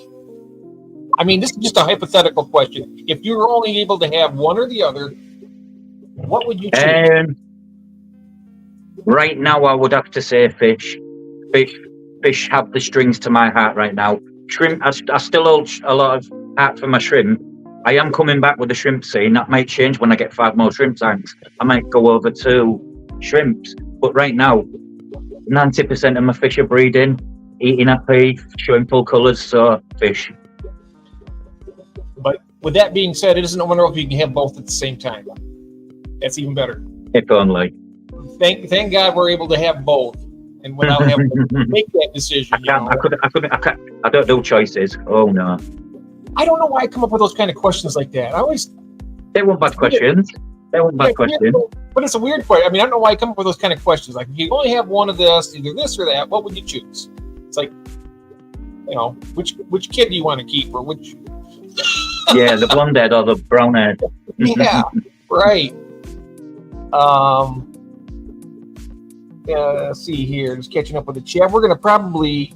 I don't know about you, mate, but I think we've done a fantastic stream, and we've been over 3 hours so far, and it's wonderful having everybody in here. Let's see here. Those are indeed gorgeous. Kind of my holy. The boas he's talking about. Pretty sure. Yeah. Oh yeah, without a doubt. Shrimp, holy grail shrimp. I mean, luckily I know a good person what didn't charge me top dollar. So he did me a favor really, even though I'm in debt to him now. I missed something here. My answer has changed. What answer is that? Probably fish or shrimp. Oh wow. Would you stay up? You're so much fun. Oh well. Thank you. Oh, you have to go. All right, Alan. Thank you so much, my friend. You have a good morning. I think it's afternoon for you now, isn't it? Probably. Yeah. Well, it'll be coming up mid-morning. Mid-morning for you. All right. Well, you have a nice day, Alan. So good to see you, my friend. We'll see you next time. We are having fun. It's been a lot of fun on this. I've enjoyed it, Jeff. Thank you. Thank you for having me. Thank you so much, Robin. I really enjoyed it too. I will have more to show in the near future, but I'm keeping them here for now. We got a lot of stuff coming down the pipeline here too. I mean, we're gonna have a new stand, and when I set my Carradina tank up, maybe we can do that on a live where I set it up and just get it started. Full instructions, full go through. That sounds like a good. That'd make a good watch live. That would make a very good watch live. Yeah, we'll do that live, and it'll be fun. I'm also. I spoke with Keith because I know he does the dirted tanks. I'm going to do one of those too for plants. So I'm going to try. Lots of stuff coming up. It's going to be kind of fun. Dirted tanks are the new thing right now. I think they're coming back. They not many did, not many followed it, but now you've got that many influencers making it look good, which it actually is good. Yes. Let's see. Back in the comments, I just done 3 more shorts. Excellent. I'll be checking those out after our stream here, Charlotte. It's going to be fantastic. My water kills the shrimp in a year. June saying. Yeah, it depends what water you're using. I mean, is it soft? Is it hard water? Because if it's 90% of the times, if it's too soft and you're not using if it's Carradina and you're using a good soil or a rubbish soil, there's a big difference between always go with the more expensive soil, in my opinion, because buy cheap, buy twice. Buy one time, pay that little bit more for that extra. I think I'd rather buy it a little bit better and just, have it set for a while. Yeah. Don't mess around with it so much. No. That's good. Set and forget. Yep. That's what my wife's dad used to say. It only costs a few more dollars to go first class. Just to make sure everything. Exactly. If you want to upgrade, it's not much more. Yeah. It's always worth the upgrade. It's worth the extra push, Yes. It's worth the extra buck you get more bang for your buck if you buy that little bit better. Yeah. I'm sorry about that. I've seen a question from Keith here. Can you get Garden of Eden for your shrimp setup, Jeff? Yeah, I can. In fact, he's a friend on Facebook too, and fellow YouTuber and friend. We hang out. Yeah, that'd be good from an American and an English aspect of Carradina. Maybe get Craig on as well because he's Craigie boy, Catfish Craig. He knows Carradina. Yes. So we're gonna have fun in August. We got to figure out what day it's going to be, but it's going to be a lot of fun. We're gonna have. I figure if we can get usually works out to be 3 or 4 vendors from each section. So we have about 9 to 12 people all together. We just have them on it. So in other words, can you see underneath the main thing that there's 2 little frames underneath us of our pictures? Can you see that? I don't see that, no.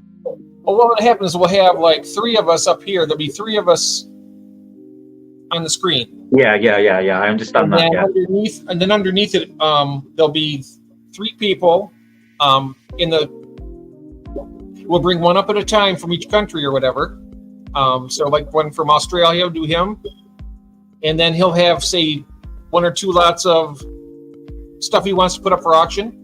Mm-hmm. Runs about 3 to 4 minutes for each one of them, each lot. Yeah, that's about right. Yeah, I used to go 5-minute intervals, so it gives that person enough time to see as much as they can look at. 5 minutes is probably a good. That's a good idea. 5 minutes is probably good from start to finish. So once we start bringing them up, always call the auction 60 seconds before it's due to end. Do a 30-second warning, just because it if you don't do what I found when I was doing auctions, if I didn't do the 60-second warning, other people would tend to bypass the auction. But if you did it so people got a notification kind of thing, or things was highlighted, it got noticed more, you tend to get more bids. Right. June say, I don't do cheap. The test strips are the only thing higher than. I don't do test strips. I'm all for.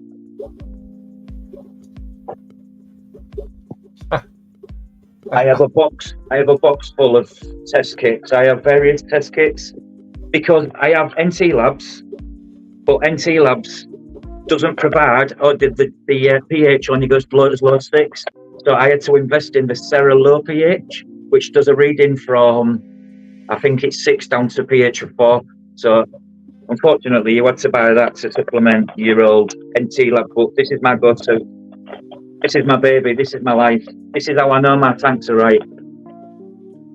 I have the API master kit. API test kit, yeah. But I'm not a big fan of the test kit because you don't get GH and KH together. Yeah, I have the separate API GH. Yeah. I got the separate. I had to order that separately from the other one.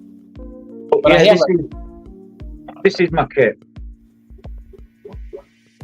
This is how I know everything's all right. And this literally done.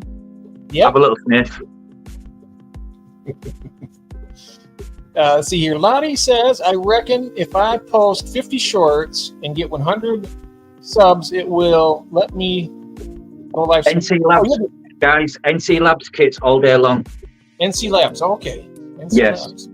Yes. I'm sure far easier to work out and read, even for the simplest of person. Mm-hmm. Oh yeah, and she has a new Stingray too. I have 3 test kits, numerous strips. Something is off. Maybe I'll use them. Yep, and there's Paul saying that NTS test cards are the best. NTL Labs. Mm-hmm. Yeah, NTL. That's it. No, I added that NTL. Did I say NT Labs? NTL Labs, yeah. Yep, and that's the same thing Humber Coy's saying as well. Yep.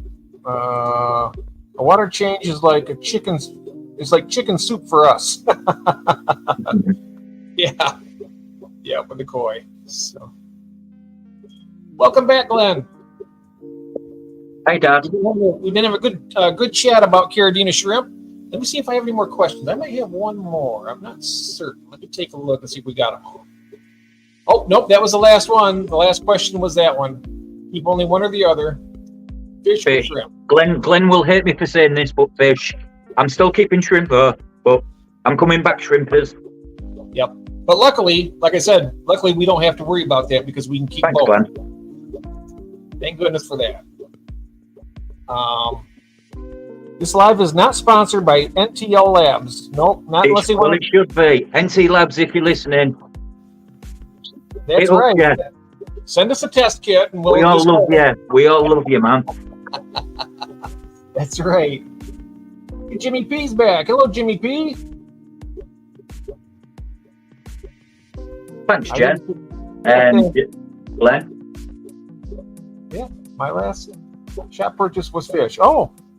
Yeah, I know. He bought some endless to eat the seed. Basically, get rid of his seed shrimp. So if you're having an issue with seed shrimp, getting a few little endlers in, putting them into the tank, just for a short period of time. Endlers love seed shrimp. Oh yeah. Endlers. I've got lots of endlers too, so that'd be easy to do. Such good little free cleanup crew. Ooh, sorry, just had a film of my millipede was being cute and having a drink. Oh, nice. Charlotte, did you do an unboxing of all the stuff I sent you? Oh, you know what? I had an unboxing to do, but I'll save that for next time. It's upstairs. I don't want to go all the way up there. Yeah, no, don't. I'll do that next on the next one. Well, it might be tomorrow, maybe, because I got one tomorrow too. Whew, it's going to be a busy week this week. I'm streaming today with you, tomorrow with Ed's picking up cichlids. He's going to be on. He's got a really nice fish room. He's got shrimp too, so I'm not sure what all he's going to be showing us. I'm on Monday with Glenn. Oh, you're on Monday with Glenn, yep. And that is, what time is that, UK? I think he's starting at 7 or 8 p.m. Don't correct me if I'm wrong, Glenn. So 2 or 3 o'clock p.m. for Part Eastern 2. Standard Time. Carriedina for Beginners Part 2. If you've not watched, get number 1 watched and give it a like. Yeah. Let's check out I don't think I see number 1 now that you mentioned it. I'll have to check that out first and then do that. Let's see here. Oh, yeah, everybody's saying, Fluval, if you're watching, fix my FX6, please. Yeah, she's having issues. FX6s are good. I like canister filters, but there's so many issues. What can arise with them? Yeah, they're expensive too. FX6 is not a cheap filter. It's like a cheap second-hand car. It's the equivalent of a cheap second-hand car. Oh, I know it. $300-400. Did they? Have you reached out to Fluval and to ask them about it to see if? I mean, is it still under warranty? Awaze, Glenn, good choice. Awaze Biomaster, very good quality. Yeah, I've heard of Awaze. They are good. Awaze Biomaster is. I mean, they've got next level stuff. They've got with inline heaters, so the heater's actually built in the system, and it gives you the temperature reading as well. It's an all-in-one safety mechanism plus a filter. That's definitely. Oh, and Charlotte's saying my phone ran out of storage halfway through the Always got Carriedina videos. Okay. Cheers for sharing that, God. Yep. Well, I'm looking forward to seeing all those shorts when we get finished here. So I'm just going to catch up with the chat, and I think we'll go ahead and wrap her up, Rob. Let me see what we got here. 7 p.m., he says. That would be 7 p.m. for you. That'd be 2 o'clock for me. And then on the West Coast would be 11 a.m. They're 3 hours behind me. Round about that, yeah. I'll be in the chat as well, Keith. I'll see you there. Amazing Glenn, my cat.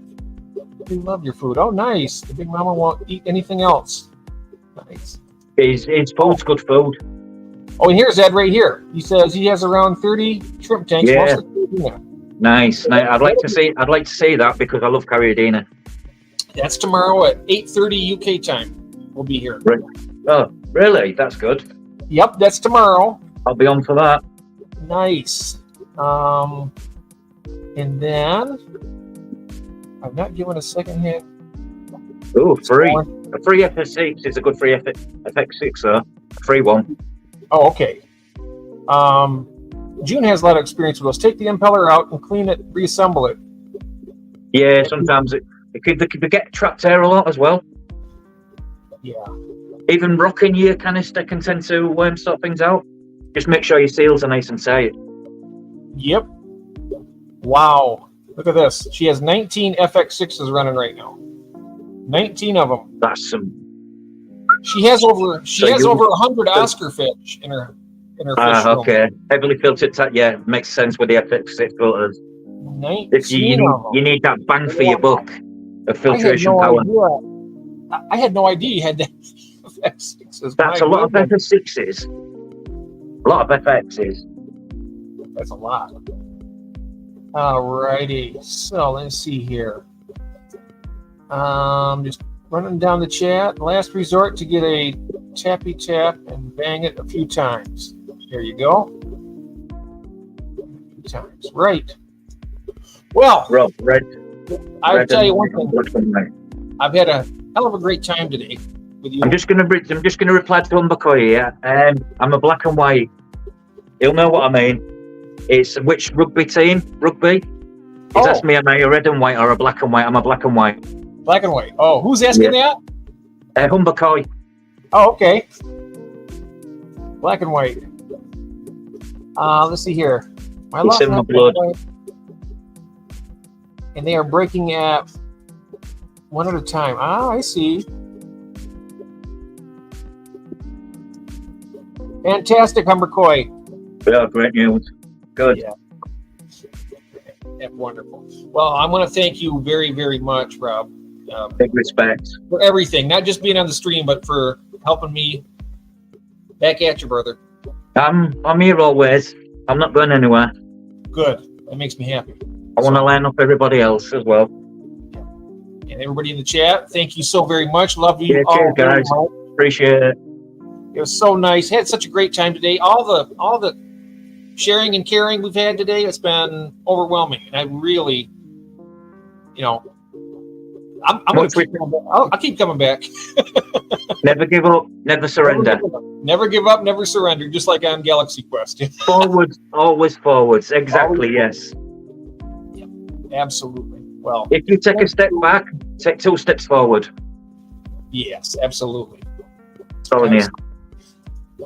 Always fun with you, Jeff. Thank you. And thank you so much, June. It's always fun having you in there. And everybody, I want you to remember now, feed yourself, feed your family, and don't forget to feed your addictions because they got to eat too, right? Yep. All right, let's go feed some of our addictions now. Everybody have a good night. All right, guys. Take care. Bye-bye. Thank you. Bye-bye. Bye-bye.